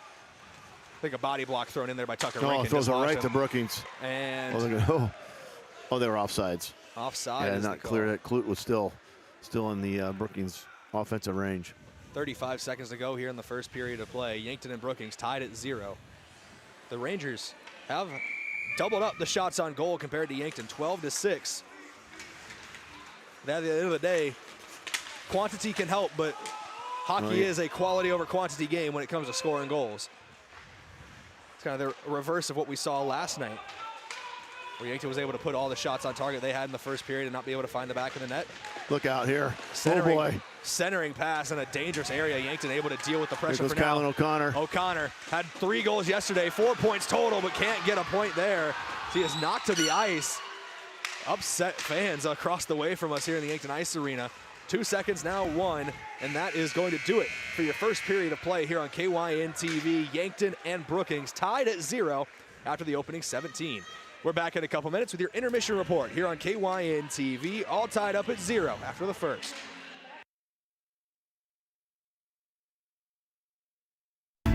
Car troubles never happen at a convenient time. Whether you find yourself with a flat tire, dead battery, breakdown, or in an accident, call Gary's Towing. They've been helping drivers in the Yankton area for over 50 years with light, medium, and heavy towing. Family owned and operated Gary's Towing is the name you can count on, day or night. Call Gary, Mike, or Mason at 605-665-4351. Gary's Towing, where experience means reliability. When disaster strikes, whether it's water damage, mold growth, or fire cleanup, call the team you can trust, Floor Tech Cleaning and Restoration. With 24/7 emergency service, they respond fast to protect your home or business and then restore it the right way with honesty, integrity, and top-notch service. Their crews proudly serve Southeast South Dakota and Northeast Nebraska, including Yankton, Mitchell, Norfolk, and Sioux Falls, with disaster cleanup or carpet and duct cleaning too. If your home or floor is wet, call Floor Tech. Visit floortechrestoration.com. Imagine paid vacation, sick leave, holidays, and full medical coverage the moment you start a new job. Plus quarterly profit sharing, 5% 401k match, and a company-paid retirement plan your first day on the job. With Parker of Yankton, you don't have to imagine, because all these benefits begin day one. We are hiring assemblers, material handlers, and line operation techs for both shifts. Don't mind working nights? Enjoy a pay differential of $235. If you're looking to upgrade your career and have day one benefits, apply today at parker.com. Parker, engineering your success. Small businesses are the backbone of our community. CoreTrust helps your business thrive with checking, online bill pay, small business loans, credit card processing, local approval and support for government grants and loans, investments to grow your hard-earned assets, and insurance to protect them. All from CoreTrust, the community bank that's right down the street and everywhere you want us to be. Visit CoreTrustBank.com today. Member FDIC. Feeling like your energy's taken a time out? Do you suffer from poor sleep, joint pain, irritability, hot flashes, or brain fog? It's time for your comeback. At Glow Aesthetics Med Spa, our Bio-T hormone replacement therapy can help restore energy, balance, and vitality so you can feel your best anywhere life takes you. It starts with a simple consultation and lab work. Then we customize your treatment to fit you. Don't sit on the sideline of life. Feel your best. Book your consultation today at theglowsd.com. That's theglowsd.com. Buying a home isn't just about real estate. It's about investing in yourself. At the Move Group, we believe the best time to buy is when it makes sense for you. Our expert agents put people before transactions, meaning we listen first, provide honest guidance, and help you make a confident decision. No pressure, no gimmicks. Markets change, but the right home is about more than just numbers. It's about finding the right fit for your life and your future. When you're ready, we're here to help. Contact the Move Group today. Loading the kids in the car, brokering peace in the back seat, mastering the snack handoff without even looking. Why are simple things sometimes so complicated? Thankfully, with auto owners, insurance doesn't have to be one of them. We work with independent agents who keep insurance simple, so you can worry about more important things, like figuring out what's growing in that cup holder. That's simple human sense. Don't gamble. Insure with MT and RC Smith Insurance in Yankton, your independent agent for home, business, auto, life, and bonds. Visit mtrcsmithinsurance.com. At Vision Care Associates, we're always improving our technology for the health of your eyes. With OptiMap dilation-free exams, you get a comprehensive view of your retina without the need for dilation eye drops. It's quick, easy, and best of all, it keeps your day interruption-free. OptiMap captures a detailed image of your eye, helping to detect any problems. No blurriness, no discomfort, just clear, precise results. Book your OptiMap exam now. Vision Care Associates, where the health of your eyes comes first. Save time and shop online at Hy-Vee. Enjoy the same low prices and great deals online as in store. It's fast and easy. Just shop groceries from our app or online. Choose a pickup or delivery time that fits your schedule. And done. Plus, you can create and save grocery lists, browse weekly deals and coupons, and earn fuel savers. Whatever you need, wherever you are, just one click away. Save time and shop online today at Hy-Vee. Some restrictions apply. Text scams. Welcome back here on KYN TV. 0-0 after your first 17 minutes of play. It's time for your intermission break, courtesy of Avera. Visit Avera.org today. We'll take a look at the live stats here, update here momentarily. But the ones we can see on the board right now, Dave, 12 shots on goal for Brookings, 6 for Yankton. And at the end of that first period, it was really all Brookings. It was at 1.76, very even on the shots on goal department.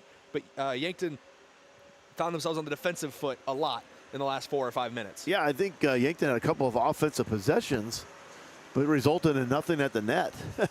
So, you know, you can't score if you don't shoot, the old saying, right? And not be able to take advantage of those offensive possessions. And meanwhile, Brookings did a nice job of that. You know, penalties weren't really a factor. We had the one penalty on Ryland Murphy. They were able to kill that penalty pretty well. Actually, Yankton got a nice run on that, a shorthanded opportunity. I thought maybe they'd get that goal. It was close. It was a very good opportunity for them to get one, but not to be. So 0-0, I mean, not a lot more to say about, but I just think a well-played game, you know, offensively, defensively. We'll see what happens when, it reminds me a little bit last night against Watertown for Yankton. 0-0 after one, and then the floodgates opened up. So will that happen again when Yankton gets to be down here on the west end for the offensive end? So if it does open up the floodgates like that, we're going to start shooting this way every game at the start. So we got to find a way. Yeah, they got to find a way to make that their offensive end for 2 periods of the game, not just one. Looking at some individuals here, obviously no goals yet, so both goaltenders are unblemished. Luke Moeller has stopped all 12 shots he's faced, and he has had some tough shots come his way. And Neil Tragstad also has stopped all 6 of the shots that have come his way. And he's been called to action in a couple tough moments as well. Both goaltenders really doing a good job. And that's kind of what we expected coming in. Both of them with about a 1.5 GAA, just a little over 1.5, a 1.77 for Tragstad. But both these guys really, really good in between the sticks. Yeah, on paper, this thing is the odds makers would say this would be a dead even game, I think, when you look at statistics. Maybe not so much records, but you got to look who they've played. One surprising score, I think, for Brookings is they had a tie with Watertown. And I would probably think that Brookings would think they would have won that game, but a little bit of surprise there. Watertown's maybe not quite the same level this year, although they played a really good period, that first period last night against Yankton. Yeah, that 2-2 draw you mentioned with Watertown came back on January 24th. Yeah, not that long ago. So just a week ago. So you know, that's why they play the game, right? Brayden, who knows what's going to happen? Anything can happen, and that's the beauty of athletics, especially at the high school level. And as we said, this is the 3rd game in 3 days for Yankton. You wonder if. Well, I know they don't have practice tomorrow. they won't have practice tomorrow. You guys get the day off. They'll have a day off, and they'll deserve that. But at the same token, Brookings had to play last night. Had to travel to Huron, get back from that, get in the vehicles, and come south today. So, you know, we'll see how this thing grinds out. I'm going to say not a lot of goals probably going to get scored today. That's my prediction here so far. It looks like a defensive battle that could change. But both teams are really playing well. They're aware of what the other team can do. And they're both strong defensive squads. So maybe 1 or 2 goals, you get it in there, that might be all it takes. Although that JV game was pretty wild today with a overtime 7-6 win for Yankton after they were up 5-2 when I walked in. And I think they scored one when I got in and made it 6-2. And then 4 goals in about 10 minutes, in less than 10 minutes for Brookings JV. But Yankton came out on top of that one. So we know that goals can come in a fury like they did last night. I think those 6 goals in that second period, like you said, 5 of them came in less than 12 or 11 minutes, closer to 10, maybe 10 minutes. Every 2 minutes there was a goal. I think it was between the just under 13-minute mark and just past the 6-minute mark, so about 7 minutes. 7 or 8 minutes, yeah. Whew, that was wild. Mm-hmm. And, you know, now that we're talking about it, it's probably going to change, and we'll see a 7-6 game of our own for the varsity level. But it really does feel like this might be a 2-1 score line by the time we're done with this next 34 minutes of play in the second and third periods. it's got that feel to it to me. It just had that feel. But again, those are the games when you have that, Brayden, you don't want to make a mistake. You don't want to, especially on the defensive end, you don't want to have one of those, I lost the puck off my stick, and next thing you know, it was a turnover, boom, it ends up my goalie wasn't ready because he just wasn't expecting me to lose it, and boom, a put back in the net, and there's a goal real quick. So that can work the other way, too, for Yankton offensively. But both teams have got to be aware of that. They've got good defensemen, so I think they're doing a great job there. And just doing a good job with two squads that know where they're supposed to be. They're seasoned. They know the predictability of their teammates. And that's half the battle in hockey is where's my teammate going to be? I can count on them being there. And so see if we can take advantage of that situation and maybe get a mistake by the other team. We'll get a quick look at the scoreboard. There were two other games happening around the varsity level today. Sioux Falls East and Rushmore, that was scheduled to puck drop 3:30 p.m. No score update from that yet. And Watertown against Mitchell in Mitchell. So I don't know if Watertown stayed overnight tonight and then went to Mitchell on their way back last night and then went to Mitchell on their way home, or if they went all the way to Watertown and had to come all the way back down south. Yeah, and it was snowing when they got out here last night. But those are the other two games today. I know another game that, Dave, you and I have been keeping an eye on a little bit. Yeah. The Nebraska Cornhuskers men's basketball team taking on Illinois. Nebraska defeated Illinois when the two teams met back early January, or maybe late December, middle of December. They're 83-80, but a lot has changed since then. I know Rink Mass still dealing with some issues. Brayden Frager, though. Well, Huskers are up 3 with a minute coming back. They're up 3 with a minute 46 to go in the first half. So there you go. Nebraska ball. We're a basketball school now, Dave. I am wearing the hat tonight. I didn't know this was a hockey match, but I thought I'm all red tonight. I know that. Well, the TV. I'm not on TV. Don't put me on TV. But I got my Yankton Bucks and Gazelle sweatshirt on. It's been through a lot of stuff over the years, and then a little Nebraska. Usually when I broadcast, I like to wear this hat. I do it when I do basketball games in Nebraska, and so it's been my I guess my calling card this year in athletics down there when I do some radio work. So the hat of choice. Well, it matches well with the black pullover I have for the radio station, but it matches well all red today. So. We like that. We are going to go back to break here on KYN TV. We'll come back with the start of the second period. When we return, this has been your intermission break, courtesy of Avera. Visit Avera.org today. Back in a couple minutes from the Yankton Ice Arena.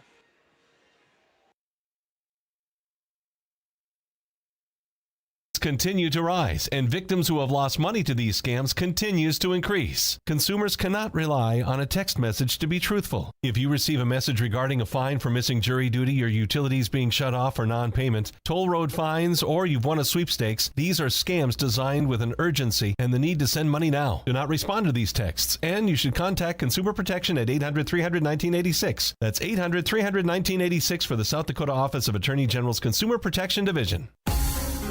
Getting your business noticed starts with the right print. The other day, a customer came into the UPS store Yankton to pick up blueprints we printed for him. While we finished his order, he mentioned needing business cards. At the UPS store, we handle all your printing needs. Stop in and ask about our current print specials. And that customer? We had his new business cards ready the very next business day. Come explore our small business solutions at the UPS store in Yankton. Is it the competition that keeps bringing you back? The long-standing rivalries? Or is it seeing friends again and cheering on your favorite team? At First Dakota, we're here for it all. We appreciate the fans, the players, the coaches and officials, the concessions crew. The shared community experience is part of what makes life here great, and we're here for it. See you at the game. First Dakota National Bank, member FDIC. Clearer vision starts closer to home. Yankton Medical Clinic is excited to welcome the new YMC Eye Care Clinic. Dr. Kindle and Dr. Rockney offer routine eye exams, prescriptions for glasses and contacts, and emergency care for sudden eye injuries. No more long drives to larger cities for advanced eye care. Dr. Trevor Kindle is the only local comprehensive ophthalmologist and cataract surgeon right here in Yankton. Located on the 3rd floor of the Avera Pavilion, call 605-655-1830 to schedule. Yankton Medical Clinic. So much care, so close to home. FNBO is the great big small bank. And for more than 165 years, we've been with you where you are. A bank that's ready for all your needs, both big and small. Here to help you earn more, save more, so you can do more every step of the way. It's what you can expect from the great big small bank. FNBO, independent and family owned for 6 generations, and ever so focused on you. Stop on by or visit us at fnbo.com. Member FDIC. Are you on track to retire? I'm Adam Walter, a certified financial planner with Vantage Financial, born and raised in Yankton, South Dakota. My team and I pride ourselves on building trust through clear, honest advice tailored to your unique goals. From retirement planning to smart tax strategies, we'll create a personalized plan to help you feel confident and secure about your financial future. Visit vfplanning.com or search Adam Walter, Vantage Financial to schedule a 15-minute call today. Vantage Financial Partners is a registered investment advisor. SEC registration does not constitute an endorsement of Vantage by the SEC, nor does it indicate that Vantage has attained a particular level of skill or ability. If you want a job where your work matters, you belong at Avera. Here, we've invested in our workforce because every Avera team member drives our health ministry forward, making a difference in lives and communities every day. We offer competitive pay, great health insurance, and even career opportunities. We're putting people first, including you. Search for local job openings and apply at avera.org/careers. In nearly every family's lineage, there's a tie to agriculture. It's a legacy reflected in how we raise our kids, help our neighbors, and respect what we have. Farmers Union Insurance was built on that legacy. And while our roots are in agriculture, our protection has grown to include home, auto, business, health, and life. Protect your legacy. Farmers Union Insurance. Call Brendan Hansen and Brandon Tykrow or visit them at Suite 101B Morgan Square in Yankton. Welcome back here on KYN TV. We're getting ready for your second period of play here on the broadcast. Yankton and Brookings tied at 0 after the first 17 minutes. Shots are in favor of Brookings. 12 shots on target for the Rangers compared to just 6 for the Bucks. And Dave, if that shifts back to the Bucks in this period, we might actually have to get a level out and make sure the ice isn't tilted towards the west end. Well, that was our thought last night, as all the action was going on in this west end of the rink. But and that is the case. And I don't know what Yankton would have to do. We've always traditionally had the home team on the west end, Yankton being the home team on the west end of the rink. But maybe they just switch that. Just your little, just to get the mindset right. Obviously, that's probably a little too superstitious, but. You never know. Well, I'd be selfishly that way, or I guess it's kind of odd how hockey, like my grandson goes, it's kind of funny, Grandpa, they only play 3 periods. I mean, he's thinking like something's either 2 halves or 4 quarters, and his observation was hockey's got 3 periods. How does like in football, you're both going to get the equal amount of ways to go one way or the other. Well, in hockey, you're going to be odd out, right? One direction one way and two the other direction twice. So this is Yankton's again, last night, that was the second period that really made a difference here for the Bucks, was that 6 goals in 1 period, about 5 goals in, 7 or 8 minutes. It was a plethora of goals. All right, we got Zach Carlson dropping the puck out at the mid-ice. Brayden, I got to give a shout-out to him. He's a Mount Marty student, senior Mount Marty football player for the Lancers. We're making some money in the offseason here. Smart I assume man. the refs get paid. Into the center ice area, into the neutral zone. Talon Hyde will whip it around the boards behind Luke Moeller. We talked about it already, but Brookings is moving left to right as you see it on KYN TV. The Bucks now moving right to left. Here's O'Connor on the breakaway. Has Sadlachik on his left, takes it himself too wide, just past the goaltender. I was hoping Sadlachik might be able to get a rebound there, but it came too wide for him as well. Back into Yankton's end. Hunoff will pick it up. Well, there's a turnover right here. I think that's one thing you got to be worried about, is just lackadaisical turnovers in your end could result in disaster. Pedersen to Sadlachik, takes the shot, blocked away. That was a good walk-in move there by Sadlachik. Good pass by Pedersen. Not even a minute into this second period, Yankton's got a couple shots on target. Well, I guess that first one was just off target, but a couple good looks. Shot taken, Moeller with a stick, blocks it away.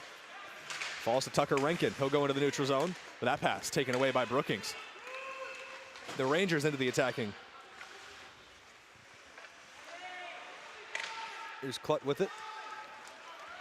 Yeah, you just got to come out on fire, almost like your hair on fire, these first couple minutes of the period. And both teams are, I'm not sure they're quite at that level right now. And I get it, your legs stiffen up a little bit, some stiffness in your legs. Got to come in, you don't get much of a warm-up between periods. Brayden, just pretty much got to go. You know how the cold can affect guys sometimes. Like you said, stiffens them up, and I'm not even out there skating. My legs are a little stiff, Dave, so I can't imagine what it's like being out there on the ice. skating around. Probably keeps you looser, actually, but I digress. Frederick will pick it up in his own end for Brookings. This pass goes off the skate of Rylan Murphy, but still picked up by the Rangers. Now into the neutral zone. Crossing the midway line and whipped around, rattles along the boards behind Moeller in net. Brookings looking for options. We're under 15 to play in the second period.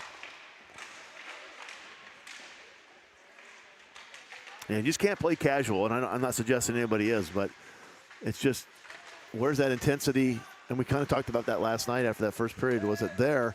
And all of a sudden it started to show up in that second period and really continued on for Yankton the rest of the night.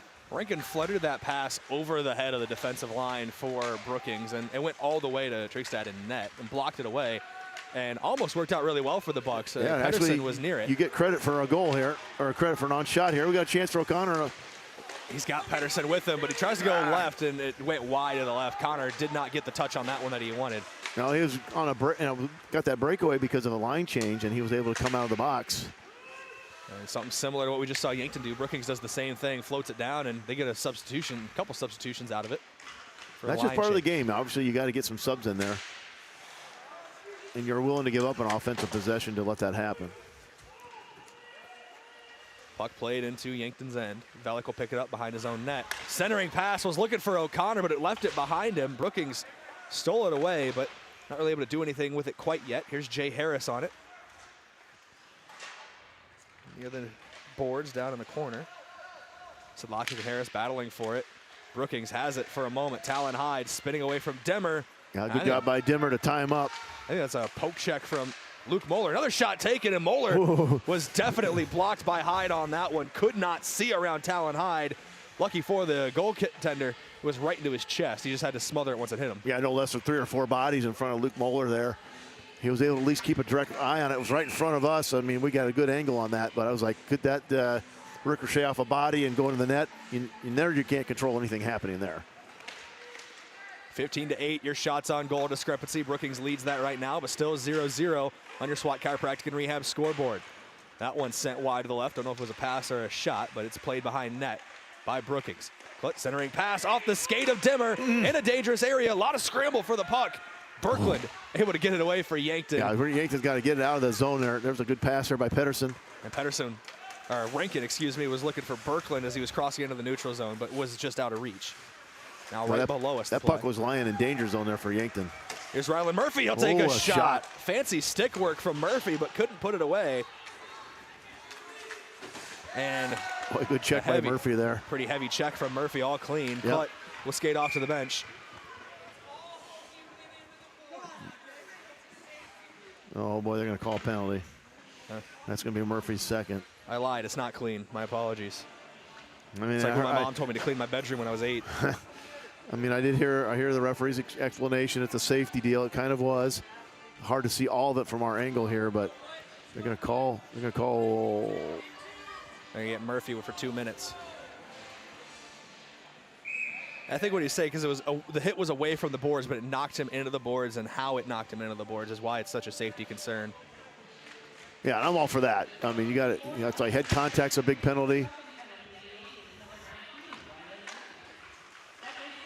Murphy's in the box. That's just a 2 minute. It's not a 2 and a 10. But now another penalty kill opportunity for Yankton. They've been perfect in their last. Now 4 periods of hockey and penalty kills. But had a chance there. Brookings is turning up the pressure. Here's Krogman from the blue line. Lays it off down the right wing. Back to Krogman. He'll take a shot. Whoa. And Hunoff hit the ice pretty hard there. Got tripped up as he was trying to block that one away. But a good save from Luke Moeller. Schramm looking for Hunoff. Talon Hyde on the puck for Brookings. They've killed off almost the first minute of the penalty, has Yankton. Puck in the neutral zone. Brookings has to tag up. And now Deers brings it across the blue line. Was close there when he kind of deked back with it to putting it back over the blue line into the neutral zone before that pass. The Bucks are having a tough time clearing this. I mean, that was one shot there. Nice spot there by Moeller. Yeah, Moeller smothers that one right into his chest. There's Deers on the shot from a dangerous area. Just under a minute left in the penalty. 11:30 to go on your game clock here in the second period. So far, no even opportunities for Yankton to get that shorthanded. We talked about their shorthanded offense on the penalty kills, but Brookings saying none of that allowed today. Brookings playing behind net. They're out shooting Yankton 17-9, make it 18-9 on shots on target. Another good save for Luke Moeller. Here's Klutt with it, glides behind net.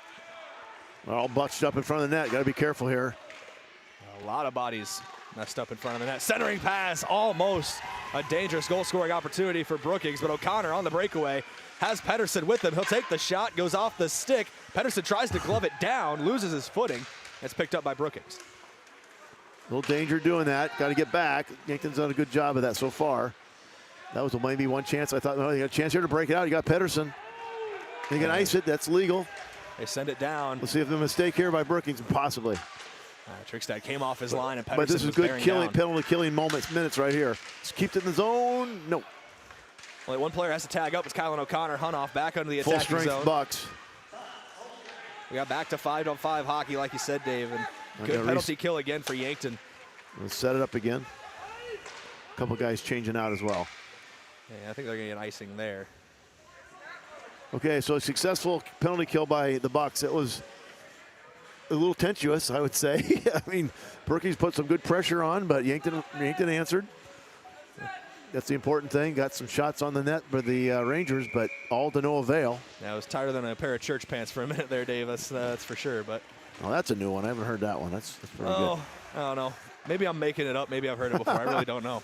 Here's Anders Van Olsen, plays it behind net. Oh, man. Leaves in front of net. Shot taken. Goes wide right. Don't know if Moeller, a defender, got a stick on that, but there's another save from Luke Moeller. It was Amon who took the last shot. Brookings now almost 20 shots on goal compared to 9 for Yankton. Yeah, this is going to be a little too much the one way here. So I think Yankton, again, how are they? Quality shots? I'd say Brookings shots have been quality. That just goes to more credit to Luke Moeller. And the defenders as well. They're able to get in front of some of these shots and block them before they even register shots. You want the goal. goalie to be hot, that's for sure. I mean, if he's on his game, that's great. But help him out. And if we can get an offensive goal, that certainly is going to put the pressure on Brookings. 3-on-2, shot goes just wide left. And it's going to go all the way into the neutral zone. Going to tag back up. Going to get a turnover here possibly. Look out, Yankton, Brookings get away with one here. Van Cleve chasing it down in his defensive end. Good chasing there by Brookings. Van Cleve dishes it off to Murphy. He'll send it forward. Berkland and Rankin both chasing after the puck, but it's Brookings' possession. Puck into the neutral zone. Murphy to Rankin, shot taken. I thought we were going to have a repeat of last night on that one shot. We just had the same spot. Same spot, same went shot. Opposite shoulder, I think this time. Straight over his left, but he has so much power on those shots. Back at the other end, Yankton on the defensive back foot now. Quick on the wrist, man. That was a great shot. Under 9 minutes to play in this second period. Puck kind of loose in front of net, but knocked away and then flipped down ice by Brayden Berkland. I'll bring that one back. Icing will be the call. Well, that would have been something like if Rankin could have got that shot in there. That would have been just a carbon copy. Like you said, other shoulder today. And maybe Brookings was scouting that a little bit. But that shot last night, I told Coach Pedersen, I've never seen a puck here in live where I didn't see the puck go in the net. I only saw the reaction of the back of the net. That thing was a rocket.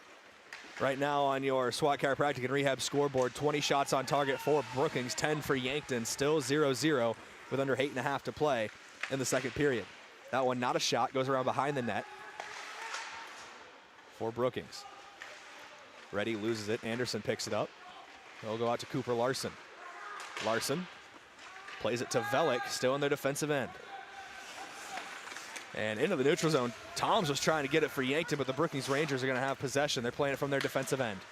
Toms putting a little pressure on. Easton Anderson wins it back in the neutral zone. I skipped it in. Oh, he had it. Back in the neutral zone. Nielsen in transition. He's one-on-one with Isaac Demmer. Good poke check there from Demmer. Great defense by Demmer there. Not afraid to get the check on there and get the stick on his stick. Disrupted the whole flow of the play. Back down on the ice, Tom's trying to battle it back for Yankton. Good activity by this line for Yankton right now. Probably going to get some guys wanting to change up here. Dangerous change on your own, but Brookings is going to change as well. It's Dimmer, Anderson, and Velik still on the ice. O'Connor comes in along with Jay Sedlacek. Turnover in the neutral zone. Jensen gets it for Brookings, and he has it picked away. Oh, and that one put out of play. Ends up in the bench area. Well, both teams are, the intensity's there, Brayden. They're both going at it, giving everything they got. Good defense on both sides, good skating, good discipline, I think, on both sides. Just want to stay away from those mistakes that are untimely turnover in your own end is what you don't want. Hunoff's going to send that one around the board right and here, try to play it inside. should have got that out. Schneider had it for a moment for Brookings, but now Yankton trying to break away. O'Connor has Pedersen on his left. Deep on the wing is Sedlacek as well. He's going to take a shot. Goes off the stick of Trickstad. Now under 7 minutes to play. That's what I'm looking for, one of those rebounds there. That was great. Hunoff's really good about shooting up from the blue line. Kind of like in basketball, Brayden. You take a three-pointer, you don't make it, but hopefully one of your guys there for a rebound. Same thing in hockey. Pedersen on the puck, keeping it in the zone. That was close for O'Connor. Yeah. And it will be played into the neutral zone. And icing is going to be called as it goes all the way to Yankton's end. Icing against Brookings. 20-11 now on your shot counter. 0-0 on your scoreboard from SWAT Chiropractic and Rehab. You got 6.5 minutes, just over 6.5 minutes left in this second period here on KYN TV. Yeah, the longer this thing goes, Brayden, and the depth might be a factor for both squads. Got to kind of pace yourself a little bit. Heller to Hyde, working from that left wing. That went off the post a little bit there. I heard it, the tink of the metal. Murphy wraps it around to Hunoff. Berkland picks it up behind his own net. Outlet pass. Rankin was the intended target, but just misses his stick. That one's off the rafters. Rafter ringer on that one. You know, after not really seeing one of those, I believe the first 2 years we've been covering games, I know we can only do a select amount of games. We've seen 2 in the last 2 nights now. Because I don't really remember anything hitting the rafters the first 2 years of doing this. It doesn't happen that often, but it can.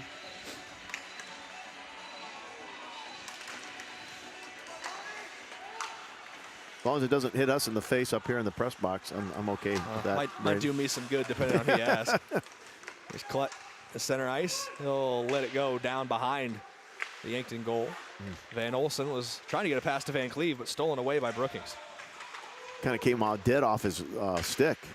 Good give and go pass. here. Rankin trying to work the left wing. Gets it around the defender, Amon, but a pack of red jerseys right there on him. Berkland able to pick it up in the attacking zone. Goes to Murphy. Back shoulder pass, or, I say back heel in soccer, but a backhand on the stick work. Yeah, that was the best thing he had. We're going to get an icing call here, I think. Going to bring that one back. That was a good job by Murphy. He was kind of out of position to get a shot, but at least he got it in a backwards motion back in front of the net, hoping there might be a teammate there. Just off to the side. That would have been beautiful if it could have, because I think the backside was open. Brookings leads Yankton on your shot counter 20-11, but still 0-0 here in the second period. Both defenses playing very well this evening. Yeah, that part, you like the flow of the game. It's not a lot of stoppages, We're not a lot of penalties, keeping out of the box. Nobody, and there's a game like this, Brayden, you don't want to be in the penalty box. That could be critical for somebody. And Brookings, I don't think has spent any time in the box. 2 penalties on Yankton so far, but they were able to kill off both of them. Nielsen in transition. He's one-on-one with Van Cleve. Backtracking. Pedersen and Van Olsen there as well. Shot taken wide right. Turnover here. Moeller, yeah, okay. As Van Cleve got a bit of his stick to it. It was a slow slider to Moeller, and he's able to knock it away. O'Connor outlets to Pedersen. Pedersen was looking to lay it out to Sedlacek. Maybe O'Connor as well coming through the middle, but it's taken away by Brookings. That was really good defense by Jason Reddy. Brookings staying on Jack Pedersen. Jack Pedersen, one of the best skaters in the state. And Reddy was just ready to stay with him. No pun intended or pun intended, depending on what you prefer. And it fits the bill, so we'll say it. So, Bellick trying to win it back. We're going to get a whistle here. They're going to get another call on Yankton. And judging by the official, I think the official was talking to Jack Pedersen. Oh, it's Rylan Murphy again.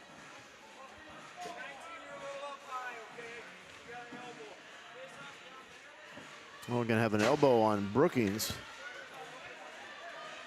Oh, it was Brookings 19, yeah. not Yankton 19. And I thought it was going to be on O'Connor, but the referees were telling O'Connor to pipe down, I think is what they were saying, that they would take care of the issue. So we've got an elbowing on Brookings for a 2-minute penalty. So here's Yankton's first chance, really, in 2 nights to have a penalty. They're signaling. advantage. Oh, he's signaling 4 because Brookings still had 5 on the ice. Yeah, you got to take a guy off. Okay, that's the rule. So again, Yankton and the other percentage of power play goals versus opportunities is not the best because they've had such good shorthanded goals, but this is a real opportunity here. Try to get one in. Yeah, Murphy sends that one home, but it is saved by Trigstad. It was good work along the blue line and then getting it into a dangerous area, but once again, Trigstad, one of the better keepers one of the better tenders in the state right now. There's some really good goaltenders in South Dakota. We got one right here in our home rink, but we saw a good one last night. We got a good one today. Here's a chance for Pedersen back. Oh, I think he was going 5-hole. Berkland with another shot goes off the left side. Just I think you need to keep the offensive pressure on here. Maybe go back to the blue line up top. Murphy from the blue line. We'll see what he does with it. Tries to skate around the initial defender. Clutt goes back. Point-to-point pass. Hunoff. Now to Berkland. Back to Hunoff. Hunoff will send it in. Back door. Pedersen was there. Just didn't get the touch he wanted on that wrister. Berkland to Hunoff. Good teamwork between Berkland and Hunoff here. I like it. Hunoff's going to have a go. Goes off of a defender. Oh, keep it in, though. And they Still do got it keep it in the attacking zone. Great effort there for Caden Hunoff, and then immediately goes out of the attacking zone. Yankton's got to tag up. Murphy pushing the tempo again, though. We're under a minute to go in the penalty. 3 minutes on the game clock in this second period of play. Pedersen trying to keep it in the save. Look for something in the back door again. And Berkland's shot was blocked by Johnson. Hunoff keeps it in the zone. Berkland gloves it down. Hunoff trying to get there. Picked up by Johnson and sent it to the neutral zone. That's a good kill there by Brookings. Yankton should get another chance. Brookings is going to change up the line. Yankton's got a chance here. Catch him off guard. Got some space to work into. Murphy, the pass is intended for him. Rankin there, O'Connor there, but still knocked to the neutral zone. And Still got a Berkland's chance got a back for still got a chance for one more rush here. 9 seconds of your penalty. We'll be back to 5-on-5 momentarily. Berkland lays it off for Murphy. Murphy to O'Connor, shot taken. Still not a skater in the zone yet, though. Here he comes, Nielsen. Got one more shot opportunity maybe, but now we're back to full 5-on-5. Nielsen coming in. Well, some good opportunities there for Yankton. Just couldn't quite get the right pass, the right spot. A lot of shots in that 2-minute frame. They're up to 15 shots on goal total now as there's a stoppage in play. Good hockey, Brayden. Good stuff here today. This is why we come to these things, Dave. Well, for a guy who's been around a long time with our program, for Yankton to get to this level, it's taken a while, but we're there this year, and this is fun to watch. There were some days we'd get beat by Brookings easily, 19-0, something like that. And those, right now, we're being very competitive. Into the neutral zone here goes Harris. He'll lay it off to Nielsen, excuse me. Nielsen hung up along the boards. Cooper Larson goes to Easton Velick behind their own net. Under 90 seconds to play in the second period. Velick was trying to catch that one. Centering pass, dangerous area. Brookings can't capitalize. Give some credit to Isaac Dimmer there, cutting down a lot of lanes. Puck into the neutral zone, fluttering away back into Yankton's defensive end. Dimmer outlets to Larson, gets into the attacking third. It's Anderson, Larson, and Toms, your attacking three. Your forward trio for Yankton. Under 60 seconds to go in the second period, still 0-0 here on KYN TV. I think Yankton would like to get a line change if they can here to get one more rush. Not able to do it right now on this end of the defense. Another good centering pass for Brookings. Deers almost was able to have our first goal of the night. Dimmer, didn't hear the pressure behind him from Deers, almost locked the puck. Get a quick line change here. Sedlacek chasing it in. Frederick gets it for Brookings, and they lose it. Backtracking is Van Cleve and Van Olsen. They're going to play that. Van Cleve, Van Olsen, Pedersen, O'Connor, Sedlacek, the 5 on the ice for Yankton. The 5 skaters on the ice. Hyde with it for Brookings. Yankton have a tough time controlling the puck here. It's almost like they're trying to move too fast. It's a good centering pass, but it's into the neutral zone. Yankton giving some chase. O'Connor near it. Pedersen providing pressure as well. Van Olsen, 4 seconds, now 3. Loose puck in the neutral zone. I don't think anything's going to come of this, and that's going to end our second period of play. Still 0-0 after the first 34 minutes of action here on KYN TV. We're going to go to break and have your intermission report courtesy of Avera when we come back. But we're all tied up, 34 down, 17, potentially just 17 to go, Yep. the way these defenses have been playing. We're back in a couple minutes with your intermission report here on KYN TV.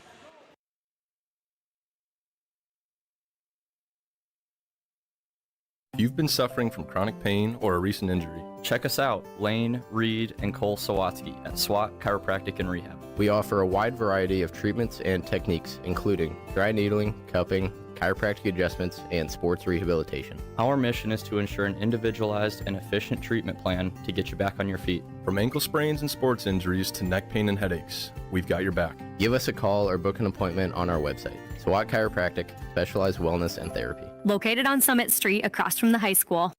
Switching is easy. We do it all the time. We switch on the lights. We switch TV channels. Some of us switch partners while square dancing. Well, that's a stretch. But what's not a stretch is how you can switch and save with State Farm. In fact, State Farm agent Rhonda Westland, right here in Yankton, can switch you over so you can start saving today. Rhonda and her team are ready to welcome you to the State Farm neighborhood. With Rhonda Westland, it's easy to switch and save. Just give her a call. When you want the real deal, like a good neighbor, State Farm is there.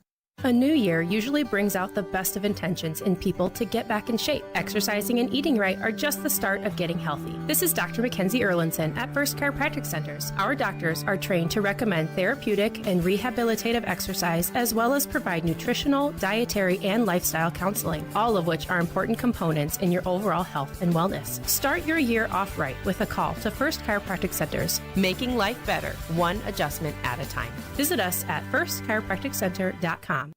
Turning 65 or new to Medicare? Navigating your options can feel overwhelming, but we're here to help. At Missouri River Associates, we make it easy to find the right plan for your health and budget. From Medicare supplements, Advantage plans, and prescription drug coverage, we'll guide you every step of the way. Plus, our services are completely free. Call Missouri River Associates today, 665-6885. Let us help you find peace of mind and the coverage you deserve. Buying a home isn't just about real estate. It's about investing in yourself. At the Move Group, we believe the best time to buy is when it makes sense for you. Our expert agents put people before transactions, meaning we listen first, provide honest guidance, and help you make a confident decision. No pressure, no gimmicks. Markets change, but the right home is about more than just numbers. It's about finding the right fit for your life and your future. When you're ready, we're here to help. Contact the Move Group today.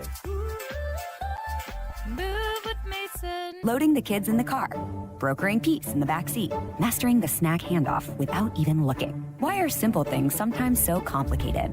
Thankfully, with auto owners, insurance doesn't have to be one of them. We work with independent agents who keep insurance simple, so you can worry about more important things, like figuring out what's growing in that cup holder.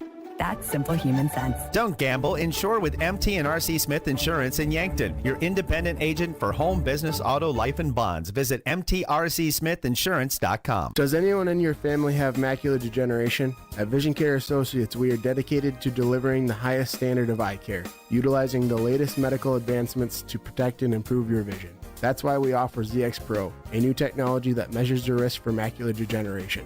ZX Pro is a test used to assess macular health before signs of macular degeneration even begin. Be proactive and schedule an appointment. Vision Care Associates, where the health of your eyes comes first.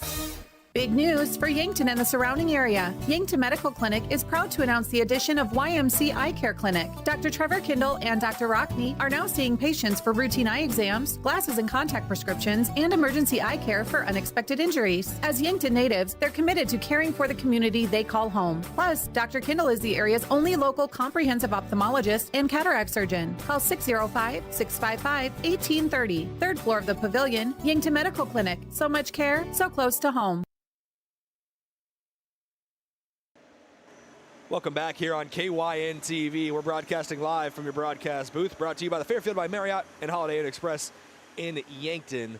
Great rates and flexible reservation changes by calling either hotel direct. I'm Brayden Butler, joined by Dave Spencer, as always, for hockey. I think there's only been one hockey game ever that you weren't up here for KYN TV broadcast. I must have been out of town.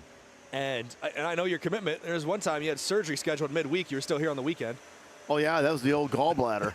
That was on I think the gallbladder on Thursday, and we were here Saturday. I'm like, I'm here. I climbed up those ladder there. I was feeling good, Extended ladder this year, too. That is my favorite thing about this place. That is a wonderful addition here to the rink. They listen to us broadcasters, especially the old guy trying to get up here. I do want to say thank you to the Yankton Ice Association, the hockey program, everybody involved. They always treat us well. I'm excited to come here and broadcast hockey. I know you are too, Dave. They're happier to see us than I think anybody else. No, they really appreciate it because they've got a lot of, relatives, friends that can't be here, and they know, they have a thing called Live Barn. It's not quite the same. The quality's not as good.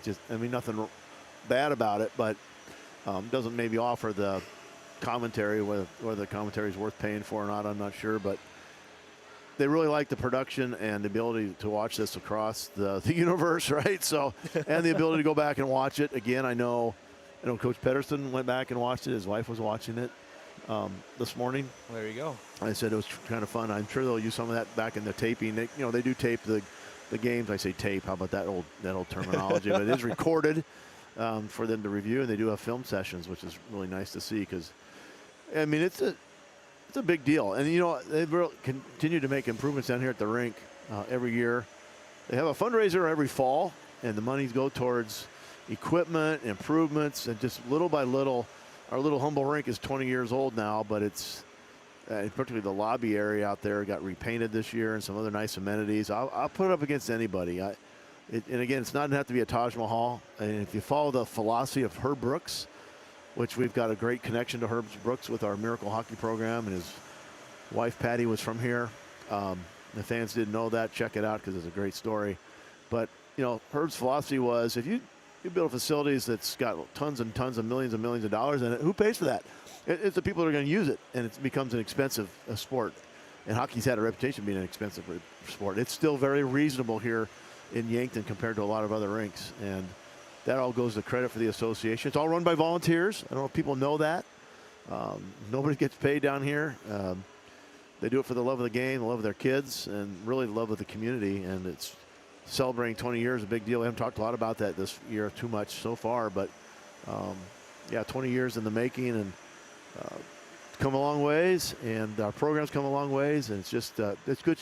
It was built for kids to do something in the wintertime, and that's definitely Brayden what's happening. So hats off to Yankton Area Ice Association, and you're right, they do love having KYNT come here and support this effort. And I know the athletes do too. We talked about it last night. These athletes, they will put their time in against any other high school athletic team, sport that's out there. Some of these students will play hockey at other times of the year.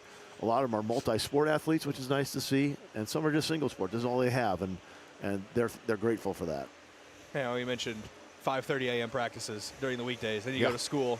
And then after school, you probably, in your free time, maybe you're doing some stick work in your back lawn or something, just mess it with something. These guys, it is, I don't want to say full-time job because they love it, obviously, with how much passion and product they put into it. But it is a full-time commitment, and they're doing great this year. You mentioned year 20 for the program. Year 19 was the first. Last year was the first ever state tournament appearance at the varsity level, correct? Correct. And then now this year, you're tied for second right now, a three-way tie with some heavy hitters in the state tournament. Consolation champs last year, which means fifth place, right? For Yankton, fifth place. So. They ended fifth place regular season, ended fifth place in the tournament. I mean, they got squared away in the first round, with a tough game, but they were able to come away with 8th seeded. We were 8th seeded, so we take on number one, but came away with they were 5th seeded. They still had a tough draw, tough game that they had to play the 4th seed, and came up empty there, but went on to win the next two games to take 5th place. That was a great feeling. I said to Coach Pedersen, only one other team gets to win their last two games of the regular season. It's the 5th place and the 1st place team. So something to be said for that, and with most of that team coming back. And so I think that's on their mission this year, to see how far they can take this thing. One game at a time, obviously. Right now the order is you got 17 minutes to find a goal and hold them to nothing and walk away with this thing with a win. And it would be a big trifecta, I think, for the weekend. I hope we have Coach Pedersen after the game to come visit with us a little bit about the weekend. What kind of strain that puts on the team. I think every night the competition got a little bit better between Brandon, Watertown to Brookings. But you look at that schedule coming up, Brayden, they've got some tough ones coming up when they're going to be, on the 13th, 14th, and 15th of February, they're going to be at Brookings on a Friday night, and then 2 home games against Aberdeen. So luxury of at least getting back home and having 2 at home. And then the last weekend of the season, they've got that makeup game. They're going to play Pier in Mitchell. It's a makeup game. They couldn't get the ice conditionings right that series they had in Pier. They won the first game up in Pier, but never got the second game in. And then at Sioux Falls East and Sioux Falls, Washington to finish the season. So sandwich a game with Sioux Falls East here on the 22nd of February. I think you've got that scheduled for us, right? To be back here? I have that circled for us to be back, our last game of the year for the regular season. I know last year we were able to get a little bit of state tournament coverage. We weren't able to go up there on site, see what we can do this year, obviously, if we qualify. But, yeah, that will be for sure our last game of the regular season. Sioux Falls East, that's one that's in the mix here for this. I think everybody knows Rushmore is going to probably finish first in the league, but second, third, and fourth is going to be a scramble. And East will be part of that. Brookings will be part of that. Yankton will be part of that, and Sioux Falls West will be part of that. So a lot of hockey to be played to the grind, and if they can get the Bucks can get the trifecta this weekend, just got to like taking care of business on your home rink and get away with a win and keep that momentum building. We have a non-regulation object on the ice right now, Dave. What do we got here? A young fan threw their shoe onto the ice near the blue line. Hopefully an official will help them get that. That is, usually they throw hats out there for the hat tricks. This one might be the single shoe. I don't know what that might, when they say it's the shoe, I think of Michael Jordan and the Air Jordans when they say the shoe. There was a basketball player when I was at University, he was ahead of me at University of Nebraska. His name was Jerry Shoecraft. And then when he'd come out on the court, it was shoe, right? And every now and then a shoe would end up on the court. I don't see anybody with the name of Shoecraft on the Brookings squad this year. We do. I know there is a younger player. I don't think he plays varsity, but Remington Shoemaker for Yankton is on the roster this year. But I think he's just a JV guy alone. But I'll put him in that same category as Jerry Shoecraft. We're going to go with Remington Shoemaker. He's number 42 on your roster. Not suited up for the varsity game today, but good call on that. Good catch on that. Maybe that's in celebration of the Shoemaker family. Well, you have to zero in on that maybe with the camera sometime. That's excuse me. Honestly, I'll step over to my left and zero in on that with the camera right now. And what they do with that. Our cameraman, Cash McDonald, is doing a great job tonight, but I'm taking over his job. Zero in on that thing. Somebody threw a shoe on the ice. Maybe you get so good what kind of brand that is. It's not an Adidas. Looks like a blue Hey Dude slip-on shoe. I don't know whose that is, but you'll see anything on KYN TV. Hey, yesterday, the way that second period goes, I mean, shoes could have been flying off of people. They were so excited with that 6-goal bonanza there in the second period. Yeah, I love that. Well, it's going to be interesting when the refs and the officials come out because that baby's going to be glued down. It's going to be frozen to the ice, I'm sure. So. That's going to be interesting as well. I didn't think about that because that was right after the Zamboni went off the ice. I saw it come over the boards. So, yeah, that's the first run of the Zamboni, so it's nice and firm right there. And they might have to get the icebreaker out here and chip it off. That would be – we could have a delay of game even. This is the expert coverage you can come to expect from KYN TV. He's Dave Spencer. I'm Brayden Butler. We're going to go to a quick break and come back for your third period, hopefully with no shoes on the ice. Back in a couple minutes here on KYN TV. This has been your intermission break, courtesy of Avera.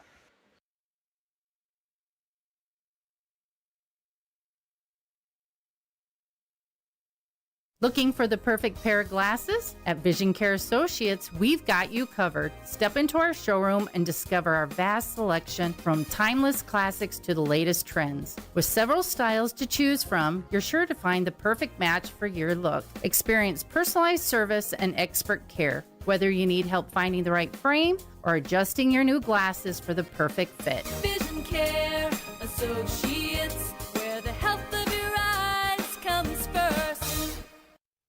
Save time and shop online at Hy-Vee. Enjoy the same low prices and great deals online as in store. It's fast and easy. Just shop groceries from our app or online. Choose a pickup or delivery time that fits your schedule. And done. Plus, you can create and save grocery lists, browse weekly deals and coupons, and earn fuel savers. Whatever you need, wherever you are, just one click away. Save time and shop online today at Hy-Vee. Some restrictions apply. In the heart of South Dakota, there's a name families trust, John Kopp of Kopp Building Innovations in Utica. Whether you're building your dream home, adding a new shop, or tackling that long overdue remodel, the Kopp crew delivers quality craftsmanship with a local touch. KBI is an authorized WIC builder, a Midwest company that understands your building needs. Built right, built local, built to last. For more information or to get a quote, visit copbuildings.com. At the Bar is the bar for sports fans. With coverage of NFL, college football favorites, Yankton High School action, and NHL hockey too. Open 7 days a week. Bring in your crew, grab a table, and take in all the action surrounded by fans who love the game as much as you do. The energy's better, the company's great, and the beverages are cold, just the way game day should be. You can watch the game anywhere, but real fans gather at the Bar in downtown Yankton. Welcome back here on KYN TV. We're getting ready for your third period of action here on the broadcast. We're all knotted up at 0-0. Neither team has been able to pull away from the other here so far tonight. Relatively clean game for Brookings. I think they just had that one penalty near the middle or end of the second period. Yankton's been a couple times taking a trip to the penalty box, but has not cost them yet here on KYN TV. Should be a fun third period of action. We got 17 minutes potentially to decide a winner. We can always go to overtime as well. Let's look at your shots on goal metrics. 24 shots on target for Brookings, 15 for Yankton. And I think 5 of those came during the power play. Yankton really started to pepper the net when they got that one-man advantage. Unfortunately for the Bucks, unable to find the back of the net just yet. Hey, the best news is the shoe's gone. They got the shoe. Mitch Fonda from Yankton area ice working the penalty box. He braved his brave soul, went across the ice and took care of it and flipped it back over. So I don't get out on the ice unless I can put my hand on the boards to use it as a rail. So we got to get you out here and learn to skate or something. That might be a nice story on KYNT. You with a couple of the other radio personalities out here doing a little. Probably have one of these hockey players teach you to skate and how they shoot the puck. You can put a little video on that, get that on Facebook, put it on your website. If Dykstra's listening, I'm sure that's going to be on the agenda. I can barely walk in a straight line, Dave. You're going to put me on a thin blade on some ice? I don't know. You can do it, buddy. Got to check my insurance before we get that rolling. But we are underway for the third period. Better late than never, Dave. Let's do that hockey for 17 more minutes. I like it. Let's go. Along the far boards, played into the neutral zone here. Still 0-0. We talked about it. So both goalies keeping shutouts so far. That's your Mayor signed stat recap. 25 saves for Luke Moeller, 15 for Neil Trickstad. All right, so we start off here deep in our. We're going to break it out here for Yankton out of their zone. So Connor and Sedlacek trying to go on a breakaway. Hyde winning the puck back momentarily. Sedlacek's going to dump that one in. And it looks like it's to let O'Connor sub out Rylan Murphy onto the ice in his place. Cade Schramm, Caden Hunoff. Both back defensively. Moeller stepped out of his crease for a moment, doesn't stop the puck. Hunoff picks it up. Well, it's almost a really bad pass there to number 3 for Brookings there. That's Clute. He intercepted that thing, fell off his stick, but pass it to him in his own zone. That's not what you want to do if you're defensively for Yankton. Fairly dangerous player, just under a point a night through the first 16 games for Clute. 7 goals, 5 assists, 12 total points. Oh, nice anticipation interception there by Johnson from Brookings. Under 16 minutes to play now in the third period, still 0-0. Brookings with it in the attacking third. Anders Van Olsen trying to pick this puck up along the far boards. Van Olsen loses it for a moment, but able to win it back. Rankin on it. He's got a lot of red jerseys around him. I think he was looking for an outlet to Rylan Murphy, but it's not there. Van Cleve will skate back, pick it up behind his own goal. Van Cleve has it poked a little bit. I believe that was Weber. Cades Weber on the poke. Here's Nielsen with a shot blocked off the chest of Luke Moeller. I was just going to comment, too much time in the defensive end here for Yankton. Brookings doing a good job of controlling the puck. Now, most of this period has been on the Yankton Yankton defensive zone. Rankin in transition trying to change that. He'll skate behind the line, throw a bit of a check to get a body off of him, and he's pinned along the boards. That's Bartley. Didn't see who it was that got checked. I think it was Caleb Johnson, or it was either Johnson or Cades Weber. A fairly unproductive possession there by Yankton in the zone. We're going to get a line change here. Pedersen will stay out. See if they can catch something on guard here. Kylan O'Connor almost got that one, tried to keep it in the attacking third. On the breakaway, Brookings. I don't know if that went off the pad of Moeller or not. We'll see if they credited a shot on goal, but 25-15. Brookings out shooting Yankton. Must not have went off Moeller. They don't credit a shot for Brookings. In the neutral zone here go the Rangers. Dimmer lets the puck get by him, and here's a bit of a breakaway for the Rangers. Good check by Velik there in the corner, trying to tie up a player. A way to pin him along the boards as well, but Schneider does get free. He'll pass it to the point. Krogman, a lot of bodies in front of net there. I think that went off of a player before it got to Moeller, but yes, I don't know what jersey the player was wearing. Krogman will slide behind his own net, leaves the puck, now picks it back up. Just over 13 and a half minutes to play in the third period. Yankton and Brookings tied at 0. Now get back on side there. A chance for a couple of players to change up here. I made the comment in our first period intermission, Dave, it was feeling like a 2-1 score line. It might be first to score wins the game. Whistle's gonna blow. Now stoppage on the ice. Yeah, you feel that pressure as the game goes deep into this, gets deeper into this third period. Yeah, Brookings has played really well defensively. Yankton offensively, it's been a little sluggish, not be able to get a lot of clean shots. Again, down 10 on the shots on net. Not that it matters because it's still 0-0, but. Here's Murphy with a wrister, no good. Because everything's wide, we got to make the goalie work a little harder. Murphy trying to fight for that puck back. And good poke in there by, good poke check by Hunoff. That kept it in the attacking zone. Yankton trying to operate in the offensive end. Talon Hyde pinned along the boards by Tucker Renkin. Hyde still had the puck for a moment. Renkin trying to get it back. Jay Harris there for Brookings. It glides into the neutral zone. Yankton's got to make sure they tag up to stay on side. Brookings now with it in their defensive end. Pass stolen away by Hunoff. And he's going to go on a little run of his own. Just past the blue line, he's pushed off the puck. He's going to try. The puck got stuck in Berkland's skate. And just out of sync a little bit offensively for Yankton, I think. And we talked about frustration a little bit last night of the first period, the way you're peppering the goal and not able to find the back of the net. You might be thinking, if you're Yankton, we've scored 17 goals in the last 48 hours, and we can't crack the code. That is Neil Trigstad in net.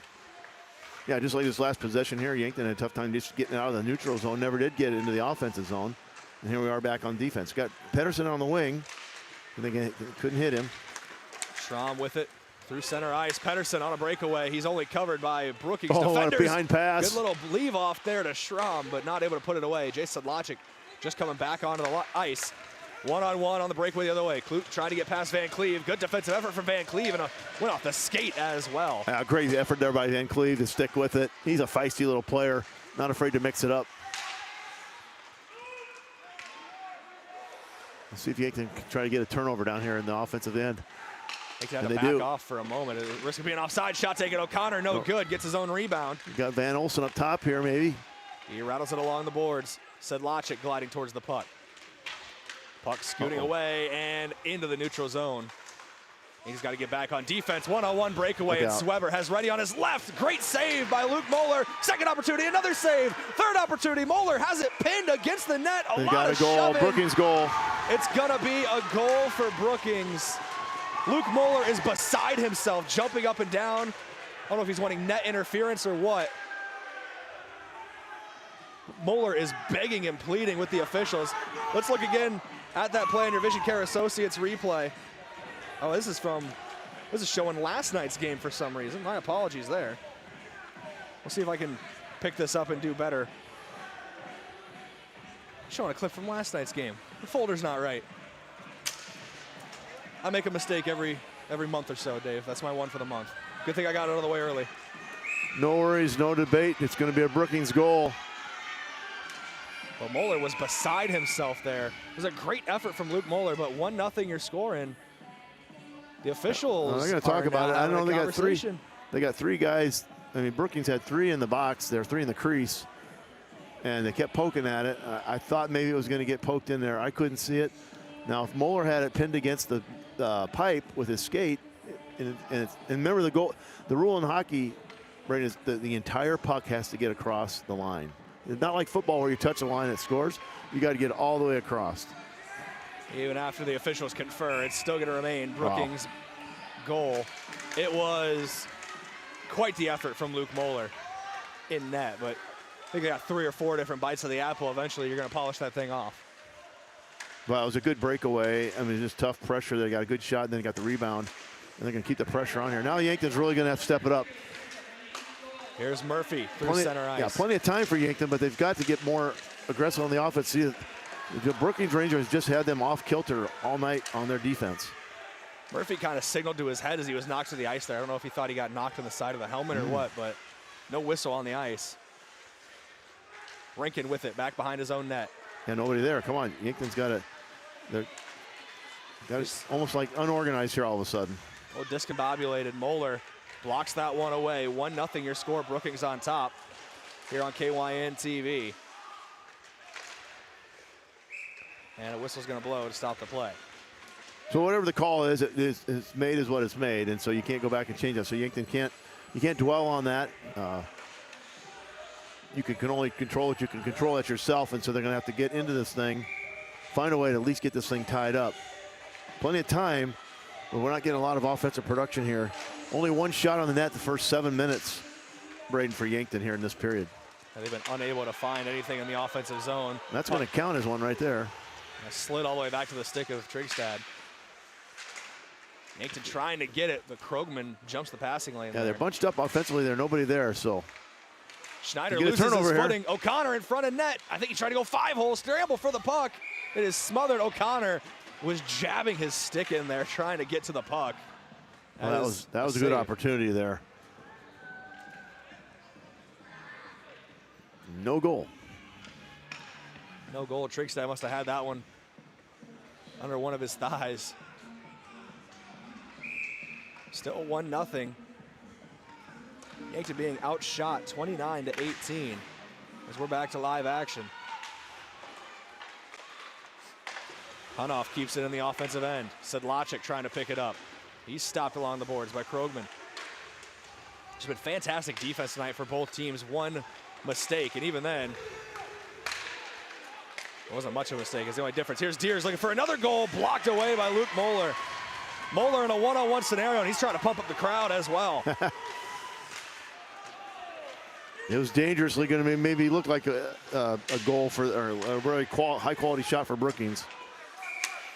Whistle's going to blow, and Moeller kind of bats it out of the air like it's baseball. Well, he takes a lot of pride in the game. I get it. That's the goalie.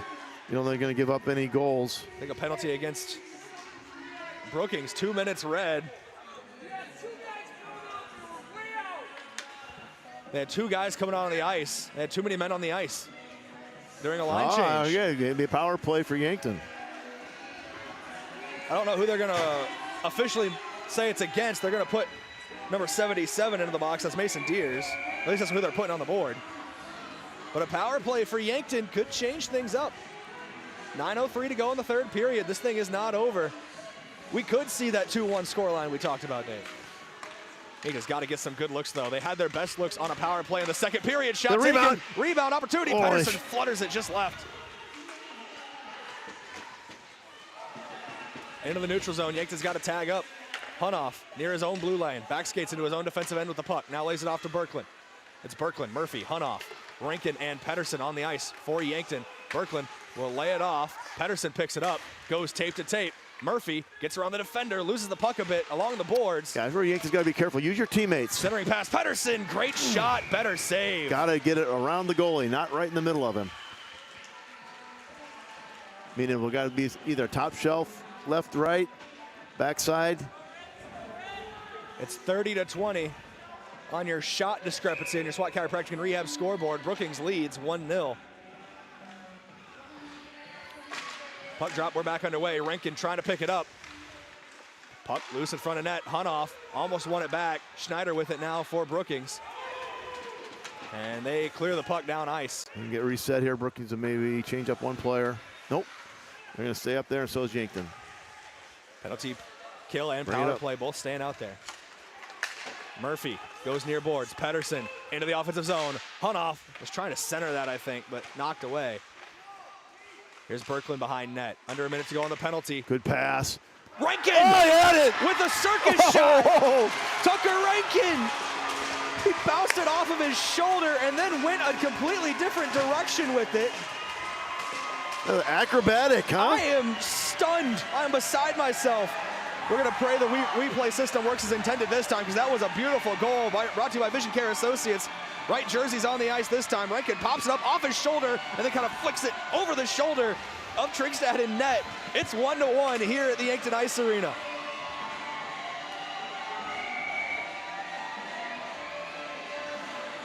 I'm a little beside myself, Dave. That is one of the... Well, that's just what the doctor ordered here. Brayden, boy. Specifically Dr. Pedersen. I mean, yeah. I mean, you just got to somehow get a break there. It was a tough break on the one goal we gave up, but now a chance, can we build on it again? Here comes O'Connor. There's O'Connor. Goals came in bunches last night. Does that breathe a life force into the Yankton attack? There's no doubt about it, Brayden. We're under 8 minutes to play, under 7.5 to go now. It was so tough getting something going offensively and get a break like that. Here's a bounce. Oh, okay, just keep the pressure on Brookings goaltender. He's doing a great job. But when you get some, again, number of shots on there, the rebounds, yeah, that one might go, that Rankin goal might be go down. You should submit that to ESPN's top 10, at least KYNT's top 10 for the weekend, because that one was. That was one of the best plays I've seen on the ice. In the thank goodness they didn't get a high stick. You know, sometimes they might call a high stick on that, but it's got to go above the shoulder, and it wasn't. So above the shooter's shoulder. O'Connor to Pedersen. Power play was over as soon as that goal scored as well. We went back to 5-on-5 hockey for those at home. Here's Grady Van Cleve. You know, worst case scenario, I think Yankton get out of here with a tie today, but got to get us back to even here with that goal. Only 6:48 left. We're going to see a lot of action here in the last 6:48, Brayden, and see if someone can get that one more goal to take the lead. And if not, then there's the old overtime. So both these squads. Not to get ahead of ourselves, but yeah, you can't put the cart before the horse. I've never owned a cart or a horse, but I've been told. Face-off in Yankton's end, possessed by the Bucks. It's Brayden Berkland. He's dispossessed. Trying to get it back for Brookings here. Blue line shot wide to the right. Klute kind of hit the ice there. Rankin had his stick kind of jam on the boards, so he was trying to swing that one into the neutral zone. Puck getting played back into the defensive end for Brookings. Pass near center ice. That was Deers with it. They're offsides. Offside will be the call. Zach Carlson on the call over there. Linesman doing his duty. Be graduating from Mount Marty this spring, so. There you go. See any of your classes over there? Well, he's a business major, so yes. Perfect. He's got a job lined up in Sioux Falls already. He's from Sioux Falls. All works out for him in the end. Go to Mount Marty, get a great education. Hey, thanks for the plug. So here we go. Yankton got to play defense again. Get the pressure on the other end if we can get a breakout. Berkland with it. Rattles along the boards behind the Yankton end. Goes to Rylan Murphy. Now trying to find a spot, center ice. We just don't like those puck turnovers in the middle of the ice. So far, Yankton have a tough time. Still can't get it out of here. Brookings has done a very good job tonight keeping it in the offensive zone, their own offensive zone. Yeah, they really have. Dimmer bats it away. It's really struggle here for Yankton. Someone's got to try to take it out themselves. Just keep bouncing off the boards here, hoping to get a lucky bounce. There's an unfortunate bounce there. He's off. They got to get off. And Berkland battling for the puck with Harris. Harris able to stay on it. Felix steals it away. Finally. Dimmer signaling. I think we're going to get a line change here and might get caught off guard a little bit. I think Harris had Dimmer's stick hooked a little bit down away from the play. Dimmer was signaling for that. No call. Pedersen in neutral ice. That's a good defensive play there from number 71, Cades Weber. Ready with it along the far boards. He's pushed up along against him by Schramm. Puck played behind the ice. They got to communicate here. They got to make sure they got everybody covered. Well, they had Nielsen in front of the net there. Fredwick. Excuse me. Jason Reddy in front of the net there and unguarded. Look out here. Weber now to Nielsen. Saved and gloved. Tried to get the quick flick there, didn't he? Almost tried to copy a Rankin shot there. Flip it over the goalie's shoulder there. Hit off the chest of Moeller and then kind of flipped his glove and just smothered it there. But This has been a fun hockey game tonight between both these teams. Defense is the name of the game, as both teams only given up 1 goal on a combined, or 2 total goals scored on a combined 53 shots. Well, it seems like we've almost been 2 minutes here in the Brookings zone. One little short breakout for Yankton, but still can't get it out. It's spending a lot of time on the back foot since their game-tying goal. On off to Sedlacek. Frederick near center ice. He'll dump it in. There's a chance for Yankton to get set up, although here comes Brookings on the attack. Schramm into very the aggressive neutral zone, was looking for Jack Pedersen, who was gliding in from the right wing. Shot taken off the stick of Moeller. Under 4 minutes to play now in the third period. Yankton cannot get out of their own zone. Pedersen on it now, into the neutral zone. Is this the time Yankton goes on the attack? They get into the offensive end. Lays it off for Hunoff. Bit of a line change for Yankton as well, so they don't have their full 5 on the ice. Rankin checking in. Rylan Murphy just checked in as well. And now back in the neutral zone. It's Deers on the breakaway down the left wing. He's routed along the boards. Good hip check there by Kate Schramm on the check there, Brayden. Very physical play for him. Hard to see him on our close end of the rink here. There's a scramble for the puck. Trying to play the puck. I think it's pinned somewhere. And now it's out. Still in Yankton's defensive end. 1-1 your score, just over 3 minutes to play. Try to get him on a line change. Murphy with a shot from a long way out. Gets blocked away. Now Murphy running onto it, or skating onto it. Gets it to Rankin. Now Berkland. Berkland has Van Cleve near the blue line, but hasn't knocked away from behind the net. Van Olsen trying to keep it in the offensive zone. Can't do it. Van Cleve's going to skate back and pick it up. Pass to Berkland right below us. Gets past him. Krogman with it. Boy, under 3 minutes to go here, Brayden. Some intense action. This is crunch time between these two squads. Here's Heller with it. Into the offensive zone. Zweber took a shot, blocked away. Berkland with it. Berkland plays it to Kylan O'Connor. He was a hero yesterday with a hat trick. O'Connor takes the shot wide left. Try to keep it down along that backside, possibly put some pressure on here, but be aware of the defensive need for the defenseman. Brookings has done a good job breaking out. Van Cleve to Rankin. Pass was meant for Pedersen. Van Olsen will skate onto it, but it's going to rattle along the boards behind the Brookings bench. Sedlacek will skate onto the ice. He joins O'Connor and Pedersen as the forward trio. Van Olsen and Van Cleve combining to get that puck back for Yankton. It's Van Cleve on it in his defensive end. A long pass into the neutral zone, taken away. Back on the stick for Yankton. Pedersen here on the left wing. Pedersen on a line change, gets past the defender. He's got 4 guys on him, and he left it too high. Yeah, he's got to be careful not to try to do too much, in these situations. Pedersen didn't have a lot of help with him. He felt 4 different Rangers bearing down on him. That's one he'd like to have back, but that is a play that Pedersen has shown he can make at the varsity level. 1-1 your score. Huskers are down 9 with 2:09 to go, Brayden. Not good for the Big Red in Lincoln. My Saturday goes from bad to worse. It's Sunday. It is Sunday. So you are having a bad Sunday. The wrong day of the week. I got to go to work tomorrow. Isaac Dimmer behind the net. Do apologize for a bit of a cough there. Minute and a half here. Oh, careful. Rattles along the boards. See if Yankton get a breakout here. We are under 90 seconds to play. Murphy's just going to let it go, and it almost took an errant bounce. No, keep it alive. Trickstad will play it off to his defenders here. Just over a minute left in this third period. We could be seeing extra hockey tonight. JV game went to overtime. Why not the varsity game? Yeah, right. Look at this clean shot here. Harris. Good save. Good. Right pad save for Moeller in net. Still 1-1. Another shot taken off of Moeller. That one more with the stick. Yankton try to get this out of the zone. Get him one more rush here. They've got to be ready on this right wing. A couple players tangled up over there. Velick and a Brookings player. I don't know. Brookings has it in their end. Brookings has down a guy. There's a player, Velick and I think Jay Harris got tangled up along the boards. They were literally tied up. Both of them were down on the ice trying to unravel themselves from each other. Got a breakaway here. And the goal is dislodged. It's that Krogman who's down with a lot of ice on his body. He took a shot. It's not Krogman. That is 18, Jackson Heller, not 19. No, they're going to discuss here. 28 seconds remain in this third period. At the very least, there's the stoppage of play because the net got knocked off. We're going to face off inside.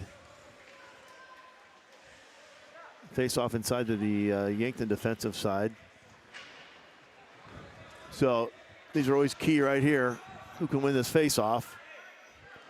And a lot of times when the offense, I'm going to call the offense Brookings in this situation, can win that and get a quick shot is when you see some goals happen here. But kind of a draw on the face-off. Oh, look out here. Shot taken too high and out of play. 23 seconds on the clock.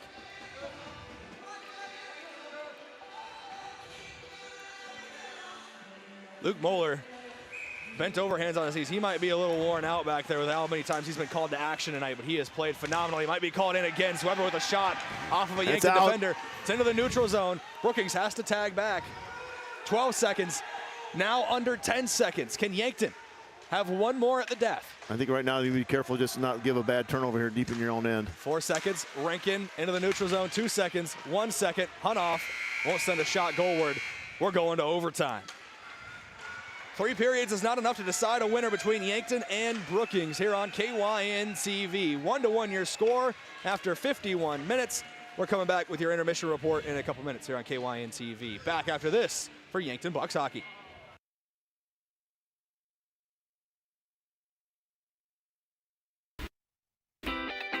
Midwest Insurance Agency in Yankton is a proud supporter of the Yankton Bucks and Gazelles. Hi, this is Whitney Devine.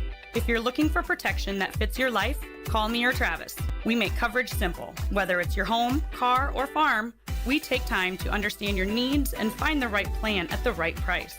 You'll get personal service, trusted advice, and peace of mind knowing we're right here in Yankton. Call Midwest Insurance Agency in Yankton today to schedule your appointment. I love 1919 root beer. It's the best over a big scoop of vanilla ice cream. My favorite is just ice cold 1919 poured over crunchy ice. It's so refreshing. It's the creamiest root beer ever. 1919 root beer is the perfect treat. Brewed in small batches with only the finest ingredients. It's the creamiest, full-bodied, alcohol and caffeine-free draft root beer available. It's a taste tradition since, well, 1919. The Boathouse in Yankton is for everyone. Axe throwing, mini bowling, shuffleboard, beanbag, golf, pool, and darts, plus awesome food and drinks with lots of cold craft beers and other beverages. Happy hour all day on Mondays, trivia on Tuesdays, free axe throwing tournaments on Wednesdays, and live music on Fridays. Some say it's the most fun you can have on land. The Boathouse is also your go-to place to watch all sports. Head to the Boathouse, downtown Yankton's fun gathering place for all ages. Being wiser means being smart with your money, especially when it comes to a big investment like a new heating and cooling system. It means getting a quote, comparing options, and understanding what you're really paying for. At Kaiser Heating and Cooling, we're happy to walk you through the details, equipment, efficiency, and long-term value, so you can see how our pricing compares. No guesswork, just clear information and honest answers. So be the wiser and go with Kaiser. Kaiser Heating and Cooling of Yankton and Mitchell.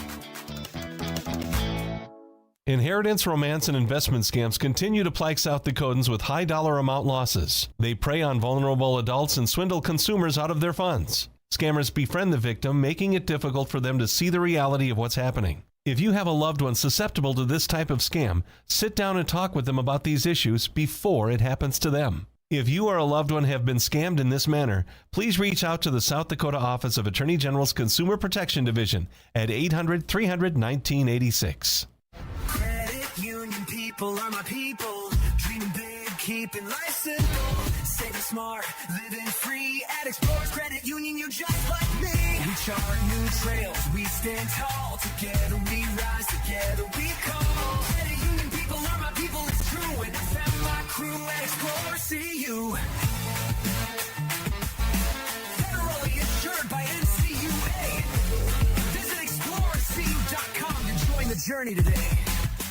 Looking for fuel or more? Stop by Triple Time Rudy's, your locally owned convenience store at 17th and Broadway.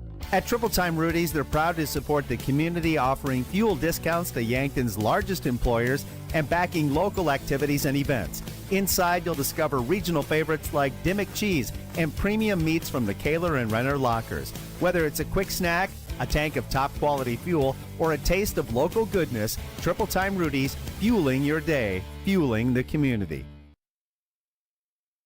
Welcome back here on KYN TV as we're getting ready for your overtime period. As it was not enough. Oh, maybe it'd be like that JV game, Brayden, where the opening possession was won, face-off by Yankton, and scored a goal. Game over. Yeah, it could be just like that. It is sudden death in the overtime period. For some reason, the clock won't let me put more than 5 minutes on it right now. I'm trying to get that fixed for you here on KYNT and KYN TV. Here's the setting I need to find. There we go. We're going to be back live on KYN TV, but let's take a look at some scores from around the class. There were 2 other games happening tonight. See if we can get scores for them. In the first period, Rushmore leads Sioux Falls East 1-0 at the latest update. And in the second period, Mitchell leads Watertown 5-4. Those are the 2 games happening tonight. A lot of goals there for Mitchell and Watertown. So I don't know if Yankton's had an overtime game this year. You recall looking at, we can find that on our score on the website, but I don't think they've had an overtime game. I don't recall seeing one on the website so far, but we got 10 minutes to play at most. It can be less than 10 minutes if one of these teams is able to score a goal. Berkland into the center circle with Harris. We are underway here on KYN TV. Brookings wins the puck back. Berkland with it near the blue line. And this is where everybody has to be on the top of their game. One mistake will end this game. Yeah, I'd like to see Bucks just get after this right away and send us home happy. Here's a turnover. And here's Murphy with it. Shot taken off the right pad. Second opportunity. Did it get in? No goal. They rule no goal. Big cheer from Yankton, but still no go. Schramm will take it. No good. Bounced off of Heller defensively. Boy, Pedersen was right there. Another shot taken. I don't know how that didn't go in. It must have got blocked. There's going to be ice coming back. Boy, that's just what Yankton need. I like that aggressiveness right away, Brayden. Started with the turnover here in the right corner, and it was able to take a chance at that thing, and that wasn't Pedersen on there. I thought maybe it was him. I believe it was Ryland Murphy out there. Okay. 10 and 19 sometimes when the jerseys are bunched up, but the way they bunch up, yeah, it gets me all the time. Pedersen now into the game, though, like you said. Trying to control it off the face-off here for Yankton. Pass to the blue line. It's Kloot. Skates into the neutral zone. But now out. And whipped around the boards. Trying to play the near side. Pedersen into the neutral zone. Scramble for the puck right down below us. Some heavy contact. O'Connor's in there along with Deers and Loveseth. Sedlacek in there as well. I like Jay Sedlacek in that battle right there. Schramm outlets to Hunoff. And Caden Hunoff's going to let one fly. Oh, that was a beautiful shot. Glove save. Good save, yes. Hunoff's got a quick release. Fires a lot of them up from up on the blue line quite often, but that one is able to take deep into the zone. I know Hunoff is a defender, but on the season, 12 total points, 5 goals and 7 assists. He's really balanced in the offensive zone, even with how good he is defensively as well. Really a two-way player. Puck gets played into center ice. Breakaway for Brookings, and that one left too high. I think Moeller had that door pretty well shut, but still too high. Won't go down as a shot on goal. Here's Berkland pushing the pace. Goes right wing, lays it off to Murphy. Shot taken. Rebound opportunity, Rinkin. Third opportunity, Murphy. Still no good. Yankton cannot crack the code here in overtime. No, they're close. They've been very close. It's going to be icing on Brookings. They're going to let it go. No, they're not going to. They're going to let it go. Went off of a Yankton stick. And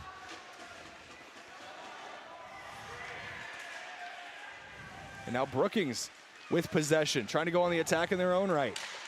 It's been mostly Yankton in this overtime period. Ooh. That one smothered with the right leg by Luke Moeller. That had too much memory of that one goal that was called for Brookings there. Same spot on the net. Man. Luke Moeller has been exceptional tonight. Yeah, he's got a lot of pressure on here. Taking 35 shots on. That's pretty high for this Yankton Buck team. They pride themselves on their defensive effort. Yeah, 35 to 26, your shots discrepancy. Brookings has 9 more than Yankton. Could not get the puck out of the zone. Under 7:40 to play now in this one.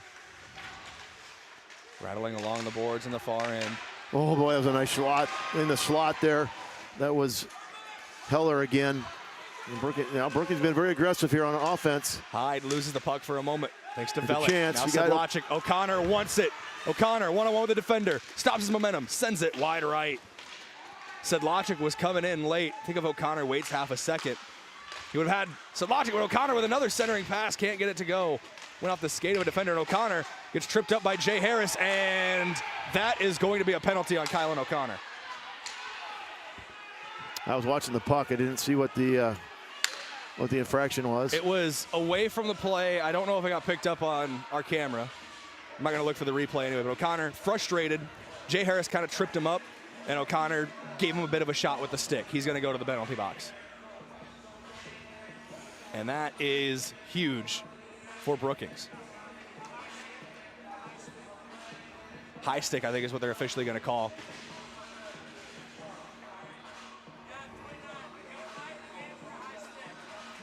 Five-minute penalty end game. That's tough.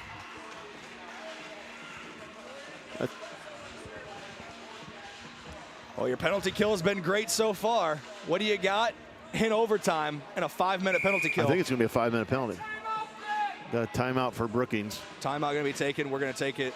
We're going to stay right here, excuse me. But it's brought to you by Kaiser Heating and Cooling. Be the wiser and go with Kaiser. That's Kaiser Heating and Cooling of Yankton. Just over 7 minutes left in overtime. And Yankton's going to have their back against the wall here. Shorthanded for the next 5 minutes. And there's no, well, if there's a goal, then we can get back to 5-on-5. A goal means the game's done. Yeah. I think I got 2 minutes on the board. We'll see if that's, it might be two and I don't know who's serving the penalty. It is a 5-minute penalty. They're really correcting it. So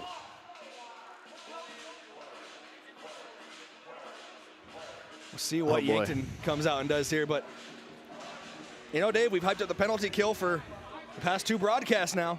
This would be the time for it to come out again. They almost got one early on in this game. If you remember, a 5-on-4 hockey, there's a 2-on-1 breakaway for Yankton. They just couldn't finish.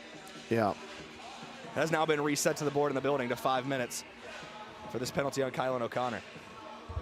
That's a long penalty kill. So now Yankton, your strategy is probably 2 things. Play great defense, obviously. Get the puck out. I don't know if you're worried about chasing too much of it down the offensive end, but if the opportunity is there, maybe you use that as a dagger to get this thing over and maybe get that shorthanded goal, which Yankton's good at. Brookings knows that. But boy, Brookings will really be able to put the pressure, I think, on Yankton here at this point. So, Luke Moeller, here you go. This is a little more extra pressure for you. Hate to say that. He's up to it. Not too worried there, but definitely advantage red in this situation. I know that we are potentially biased in saying it as the Yankton broadcast team. Make his home team and stream KYNT and KYNTV, but Luke Moeller, one of the best, if not the best, at the varsity level between the pipes. He's going to be calling action here. This will be the longest 5 minutes of his career, probably. But here's Murphy chasing it. You never know who's going to help him. Rankin. Murphy gets tied up a little bit. I mean, Yankton's going to have to be really good on their shift changes, keeping people fresh if they're going to try to chase that puck because they're going to get tired. And going back to the penalty on Kylan O'Connor, it was just a moment of frustration from him. He was tangled up with Jay Harris, got tripped up a little bit, and just kind of instinctively whipped his stick at him, caught him on the chest, and he was upset with himself as soon as he did it, dropped his head back. He knew what he did. But yeah, the game's emotional. Things like that happen. I don't care what the athletic event is. It's called competition. It's going to happen. You do your best to try to live in the moment and not get carried away with it because it does hurt your team, but he's not. No one's feeling any worse than him. So under 6.5 to play now here in the overtime period. Good defense there. Yeah, there you go. And dumped in by They're Rankin. not even going to chase. Yankton's not going to chase. They're going to. Well, they are going to a little bit of chasing here by Rankin. Get Berkland back out here. So a couple line changes. Brookings taking their time to set up as well. Dumped into the attacking zone. Schramm goes behind his own net. Whips it around the boards. It's picked up by Hyde near the blue line. Keeping it in the offensive zone for Brookings. All right, good news. We've played 20% of the penalties so far. 1 minute gone. Here's Deers with it near the left wing. But in this game, you can score so fast. It doesn't matter. Deers, his pass off the boot of Hunoff. He's got to have active sticks here. Trying to set up back door. The Look at these. net Got bucked. Yeah. Had trouble in that net all day. Gives everyone a chance to get a little line change. Pedersen will come back out. Wonder if between yesterday the net came off with some heavy contact. Today the net came off with heavy contact down at that end. Wonder if maybe the connections might be a little loose on it. Well, sometimes I saw earlier they were putting some water down in there to refreeze it, but it takes a little time for that to happen. 5:45 and counting to go in this overtime period. It's one overtime period, 10 minutes long. Sudden death for a goal. If we reach the end of it, it's a tie. I think you cannot bunch up on one offensive player. You cannot have 3-on-1. Johnson with a shot, saved by Moeller and smothered. Heads up play from Luke Moeller. Hey, if you're Luke Moeller, you got 3:26 to play out of your mind. Totally concentrate on where that's at. Use all your training, all your techniques you've trained all these years for.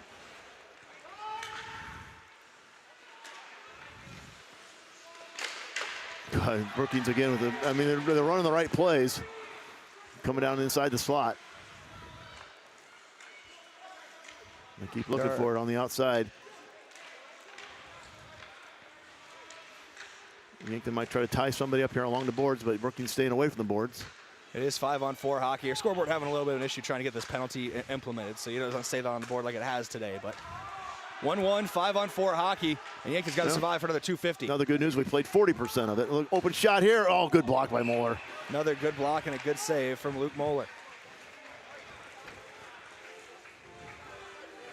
I think when it gets down to 2 minutes, we're going to put that penalty back up on the board for you so you can see it. But that's 45 seconds of game time still away. Yeah, 2:45 left on the penalty. We're almost halfway through that 5 minutes. Yankton just got to find a way to survive, keep extending this game. Can ice it as much as they can. Well, a lot of traffic in front of the net there for Moeller to try to work through all that. Deers dumps it in behind. We do have it up now on your screen on KYN TV. It is Kylan O'Connor, 2.5 minutes to go in his penalty. Just over 4:30 to play. Here's Krogman from the blue line. Lays it off to Hyde. Slides inside. Straight on with the keeper. Loses the puck. Almost like a pitcher threw him a curveball. Just couldn't get it out of the zone. Come on. Yankton tried to get out of the zone there. Good defense. Here we got it. Here we got Murphy. Rylan Murphy's on a breakaway. Murphy gets past the first defender. Gets past the second. Leaves it too high. Rylan Murphy. Get back. Got to get back defensively. Probably the best chance of overtime so far. Now just over 4 to play. Under 2 minutes on the penalty. Yankton has killed this penalty well, but all it takes is one clean look. Pass back post, saved. Oh, that was a beautiful pass by Brookings. Great play by Moeller to make himself big. He's tracking the puck well as it goes behind his net. Get in there. There you go. Good job by Van Cleve. Brookings still on the attack. Pass back door. Moeller saves it, smothers it. That was a game winner right there, I thought, for Brookings. No. It goes saved. Okay, I got worried for a second. second. No, it's a save. I was worried you were seeing something different than I was. No, we got Luke Moeller. Your best hint is the fans behind the glass, Brayden. Those are all Yankton fans. They saw it. Minute 33 left on this penalty. That I thought was going to be it. That was an open slot on the backside. Luke with the glove save. Oh, they almost got another one. Here we go. You got Pedersen. Oh, be careful here. Shot taken. Jeez. Too tall. Woo. They could just get a punch out here. It's a high-pressure situation. It's a risk gamble, though. There we got a breakout here. Let's see if the Yankees are going to chase it. Berkland gives some chase. Now Bartley going to go back just and pick it up. Just a soft chase here. Brookings. See if we can get a turnover. Got to get back. 2-on-3. Brookings has the 2. Good check there. 1 minute on the penalty. Get it out. There you go. There goes Pedersen. Well. He's got. Oh, goalie's going to go play with it. Who knows? You never know. Pedersen kind of skates off so they don't get caught out of position. You've killed 4 minutes and 15 seconds of this penalty. Last thing you want to do is make a mistake now. That's right. Get the body on Hunoff with a nice spot there. We're gearing up for about 2 minutes of 5-on-5 hockey to decide a winner. If Yankton can continue to kill this penalty, we're at the 30-second mark on the penalty kill. That's it. Hyde with it in the neutral zone. Got to put a check on him. Oh, too easy.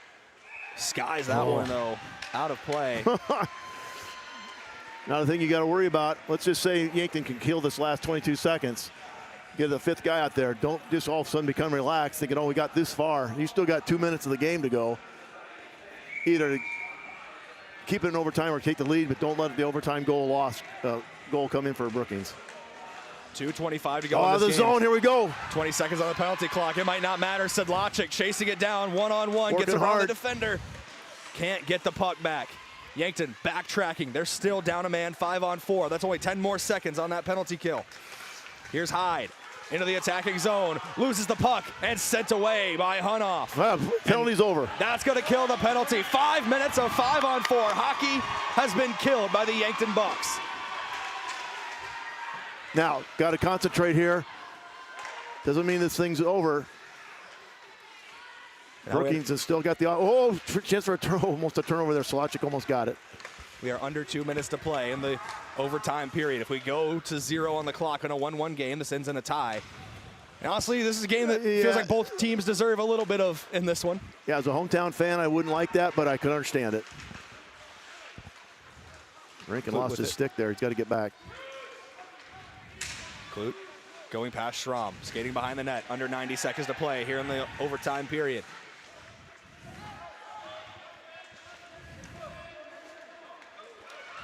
Yankton gets it back after a scramble. Murphy, 3-on-3, back the other way. Sedlacek down the left wing, puts the brakes on, takes a shot, knocked away. Pettersson in the slot. Pettersson was looking for Pettersson, like you said. He centers it. Nobody's there. Hunoff with the shot, blocked away by Jensen. Get it back on defense. And miscommunication between a couple Bucks. Sedlacek and Hunoff get tied up. Pettersson was trying to keep it in the attacking zone. One-on-one break. Schramm. Good save. Good save from Moeller. Under 45 seconds to play in overtime. Luke Moeller has stopped 41 of the 42 shots he's faced tonight. Still got a chance to run your offense. Going to dump it in. They're going to send that one in from the blue line. Loveseth picks it up behind his own net. Puck played out along the boards. Deers knocked away. Defense. Van Olsen. Van Olsen still trying to go for it. Deers gets it back. He'll wrap the boards. 20 seconds now in this one. I'll try to kill it out of the zone here. Look out. Whoa. I almost took an errant bounce. I think Yankton would be happy here. Just hold it. Brookings was offsides. Pettersson got a chance. Pettersson. You got 5 seconds. You got plenty of time. Oh, he tried laying it off to Berkland. 3 seconds, now 2 seconds. The shot's going to be taken, and Luke Moeller, one more time. Why not Luke Moeller? Making a save, and we're going to have a 1-1 tie. Wow. Luke Moeller, depending on who you ask, stopped every shot tonight. That was a close goal. Brookings did just get it past the keeper on the tender on that one. Brookings got 9 shots on net there in that overtime. Most of that was in that 5-minute period. That's a lot to ask. That's a gut check time for Yankton. Yeah, it's like kissing your sister on a tie. Both, hats off to both squads. Really good hockey game. It's a game that it really didn't feel like either team deserved to lose. I know Brookings, a heavy shot discrepancy in their end in the end, 43-27. They could feel a little hard done by that, but you got to give credit when the other goaltender's just standing on his head all night long. It's hard to get past a guy like Luke Moeller. Well, things to take away from both squads. You can learn something on this game. And no momentum killed for either team. Good ball game. Good action today. Good weekend for Yankton. And, hey, they got to get ready to move on. They got a game against Mitchell on the 6th of February. And a lot of season to go yet. Big full month of hockey coming out here in February. Yeah, still plenty of time to make moves in the standings. Yankton came into today tied for second on 22 points.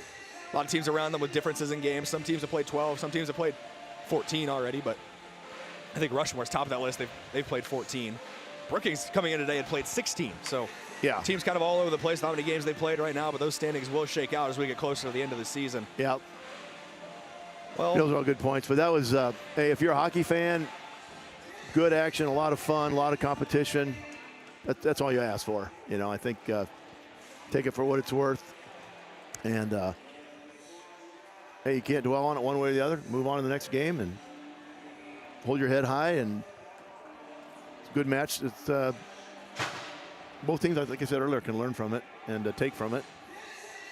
This is part of your post-game report as well, courtesy of Mason Schramm, the Move Group. Are you buying or selling? Move with Mason in the Move Group. We're going to go to your stat recap right away here. Just because Coach Pettersson's still on the ice. I assume we go talk to his team first, but if he comes up here first, I want to be ready for it. No, I think he'll come up here first, I hope. But we'll give him the big wave. He's had lots of discussion with the officials, so. 1-1 final score. Your scores in this game.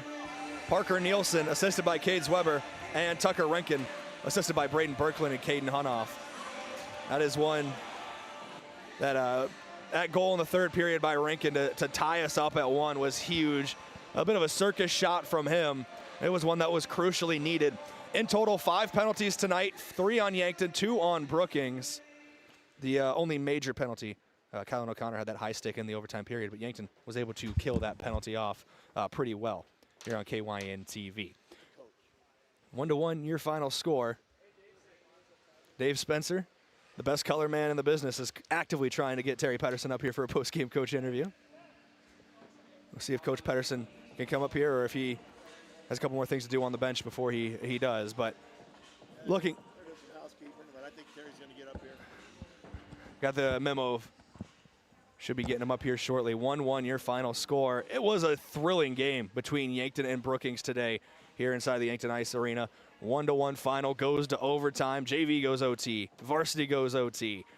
Shows you how competitive both these teams are. Both teams in the top 5 in the varsity standings. As head coach Terry Pedersen of the Yankton Bucks is up here for a post-game coach interview. It's courtesy of Rhonda Westland State Farm Insurance. Let Rhonda review your current home, auto, or life insurance to see if she can help you save some money. That's Rhonda Westland State Farm. We bring in head coach Terry Pedersen of the Yankton Bucks.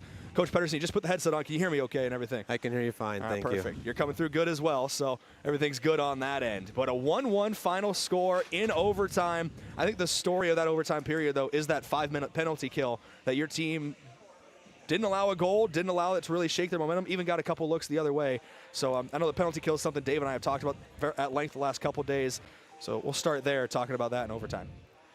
Well, we had a big test there and we passed it. We've worked a lot on that.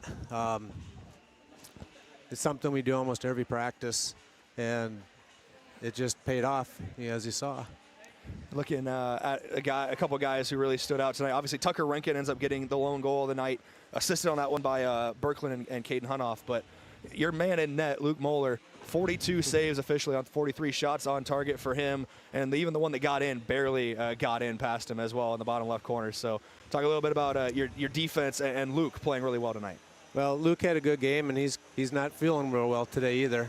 Started getting sick last night, and he was able to play. And I said, "You able to play today?" He said, "I feel good enough to beat Brookings." So that's all I need to hear, and we put him in the net. He's been a rock-solid goalie for all of my coaching career, and don't know what I'd do without him.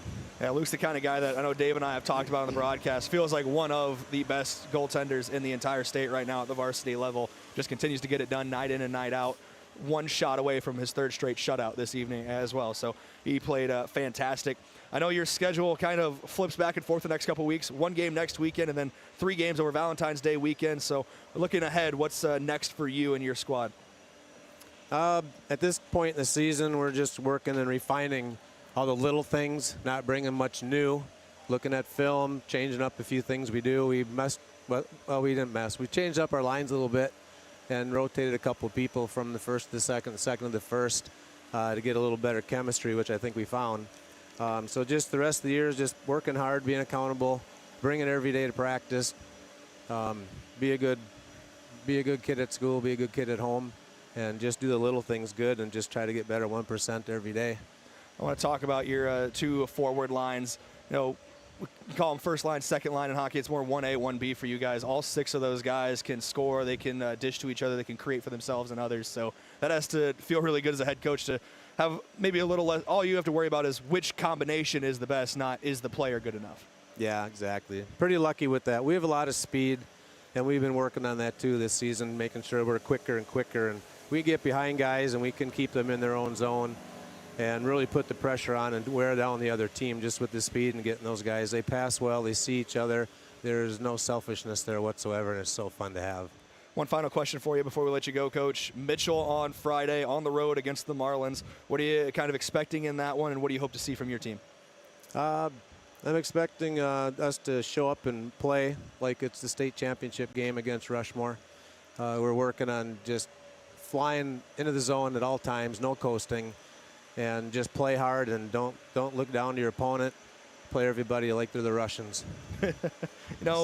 With Dave working with you. It's the third time I think today the Russians have been brought up. Maybe the second, but talk about the jerseys for Brookings a little bit, kind of mimicked the old all red from back in the day. But it was a lot of fun to get to cover these games the last 2 nights. 2-0-1 over those games. So congrats to you on those big decisions, and good luck next week against Mitchell. Thanks for coming up and talking to us, Coach. Thank you. Little shout out to the JV team too today. They pulled it off, and they get better every day too, and a lot of fun to be around. 7-6 in overtime for them. Dawson Toms, 7 seconds into overtime, getting the game-winning goal for you guys, for anybody who might have missed that at home. So that next generation already showing that they can compete at a high level as well. Yep. All right, thank you again, Coach, for taking time to come up and talk to us. We'll be back here on the 22nd of February for your game against Sioux Falls East, I believe. So we'll be up here for that. So I have a chance to get to speak to you again after that one for what will be your last home game of the season on that day. So thanks again for coming up and talking. And I don't know if congrats on the tie is the right thing to say, but congratulations on a very fun game out there. We'll take the point. We'll take the point. Points are what matter at the end of the day. Thank you again, Coach Pedersen. Thank you. Here on KYN TV for Yankton Bucks Hockey. We're going to go to a quick break, just 1 minute, and then come back and wrap things up here from the Yankton Ice Arena on KYN TV as the Bucks and the Rangers tie at 1 here in overtime. Back in 1 minute, KYN TV. Getting your business noticed starts with the right print. The other day, a customer came into the UPS store Yankton to pick up blueprints we printed for him.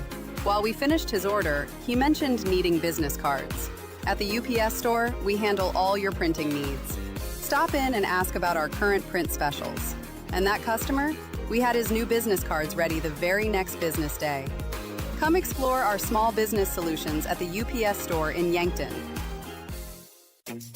Is it the competition that keeps bringing you back? The long-standing rivalries? Or is it seeing friends again and cheering on your favorite team? At First Dakota, we're here for it all. We appreciate the fans, the players, the coaches and officials, the concessions crew. The shared community experience is part of what makes life here great, and we're here for it. See you at the game. First Dakota National Bank, member FDIC. Big news for Yankton. Welcome back here on KYN TV. It's your post-game report courtesy of Mason Strom, the Move Group. You buying or selling, move with Mason and the Move Group. 1-1 your final score here from the Yankton Ice Arena. Yankton and Brookings tying in overtime. Oh, you okay? Hold on. Excuse me. Get me through this game, Brayden. You're almost there. I'll be honest with everybody at home. I've been under the weather. I don't know if you've noticed, if I've done a good job of hiding it. Appreciate you for tuning in, but when Coach Pedersen came up here and said Luke's been under the weather too, I relate to Luke Muller. How about that? Yeah, I didn't know that. So dealing with an illness. I don't know when it started. I think he said maybe last night it started to hit him a little bit. Yeah. But 2 shutouts and a 1-goal performance where you make 42 saves. Couldn't imagine 100% healthy Luke Muller, what he's doing tonight. But well, the one he gave up was just a tough one that, had some controversy behind it anyway. But, hats off to Brookings as well. Their goalie, Trickstead, he was a machine back there too. And the one that he gave up was, odd. Let's put it that way, odd. But, yeah, like Coach said, they'll take the point with the tie. It's better than a loss. Had the chance maybe to win that thing. But I think the biggest lesson learned there is one, when your player loses a cool and gets a big penalty, it hurts you.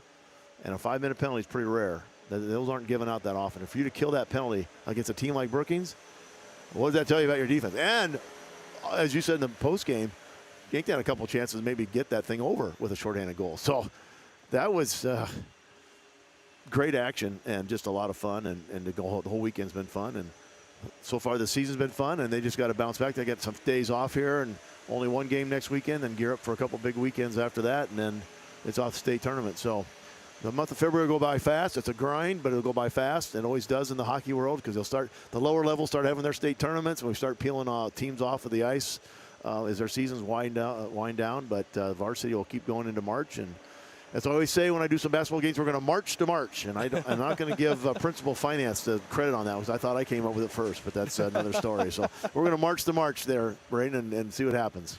I appreciate you being on the broadcast with me, Dave. It's always a pleasure to get to call Yankton Bucks hockey alongside you.